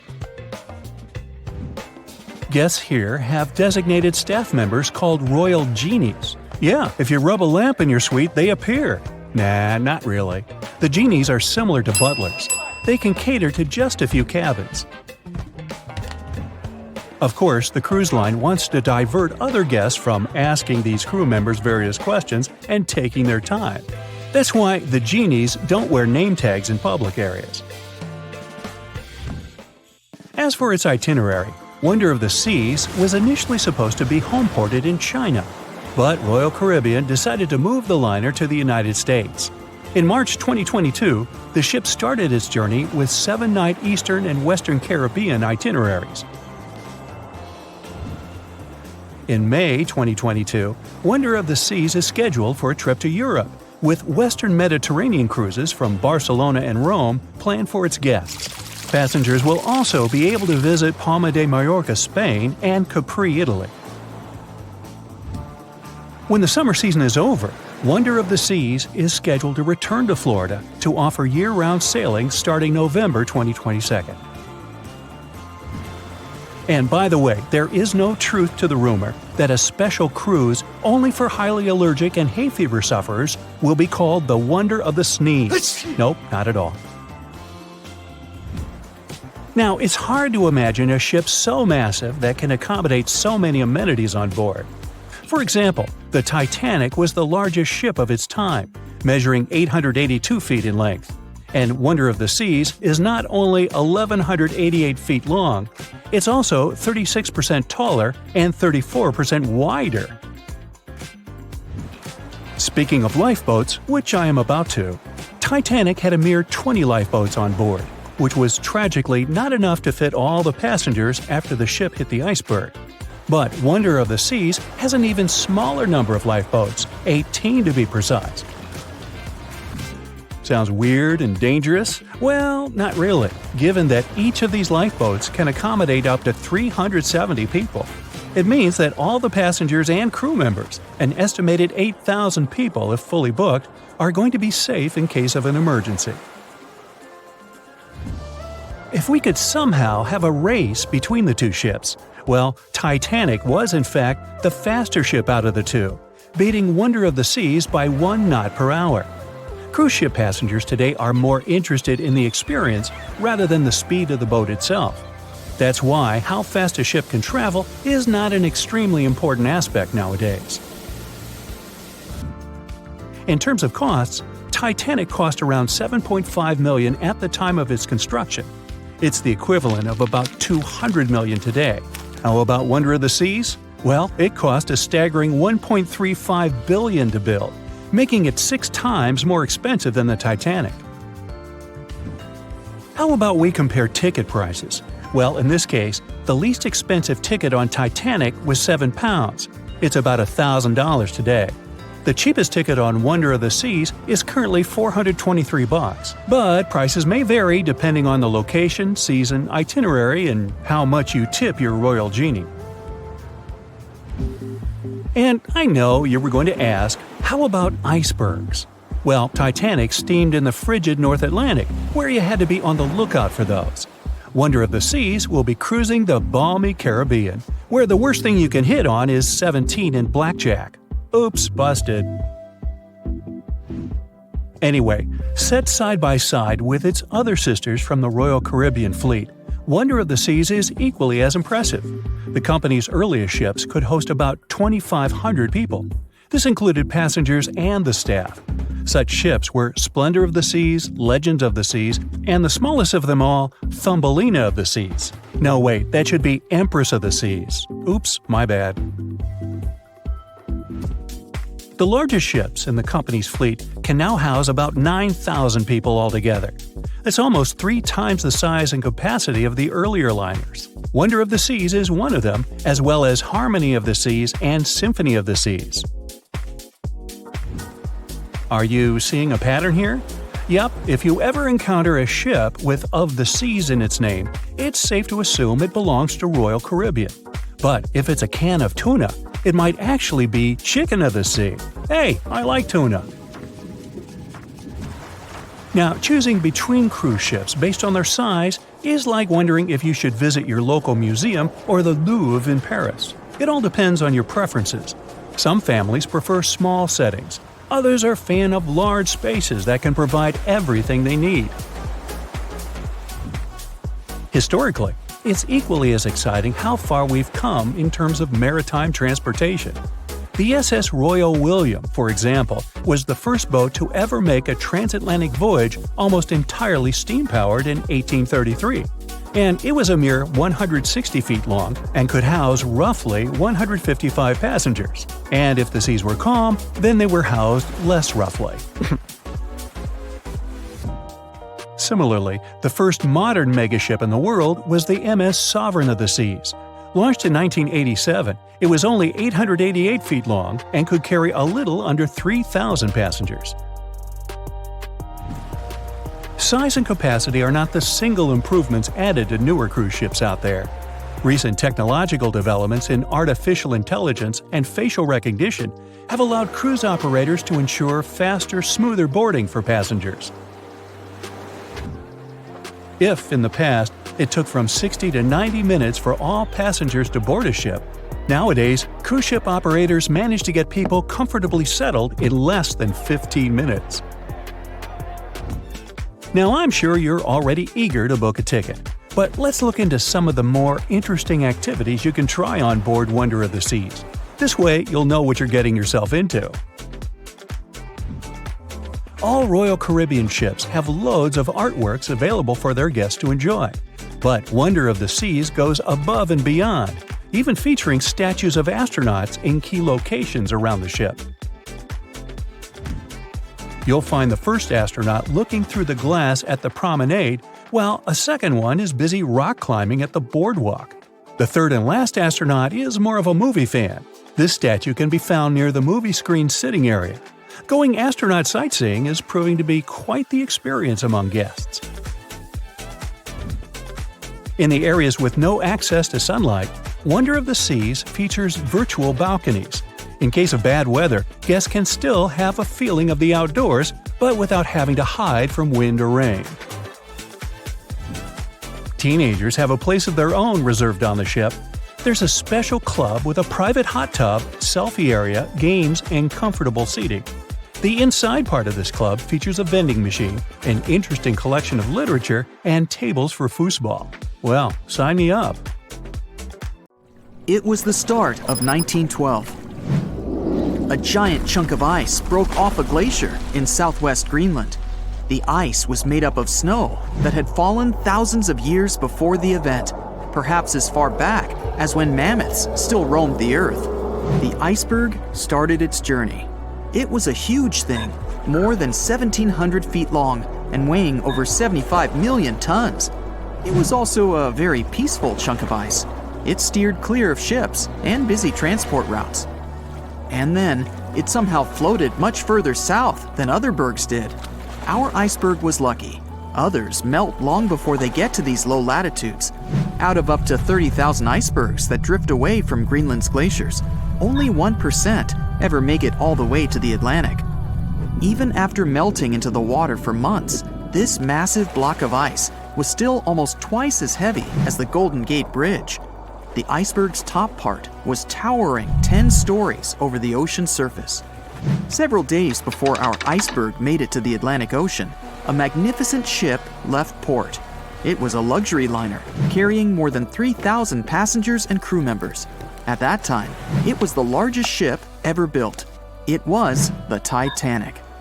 The collisions happened on April 14th, when the ship was in the North Atlantic, 370 miles away from Newfoundland. Unable to divert its course, the ship ruptured at least 5 of its hull compartments. They started to fill with water at an alarming speed. The Titanic's compartments weren't capped at the top. That's why the water spilled over and started to flood each succeeding one. The front of the ship began to sink, causing the back part to lift vertically into the air. And then, with a deafening roar, the liner broke in half. The rest is history. But what happened to the iceberg after that? On April 15th, the German ocean liner SS Prinz Adalbert was sailing through the North Atlantic. It was traveling a few miles away from the place where the Titanic had sunk several hours prior.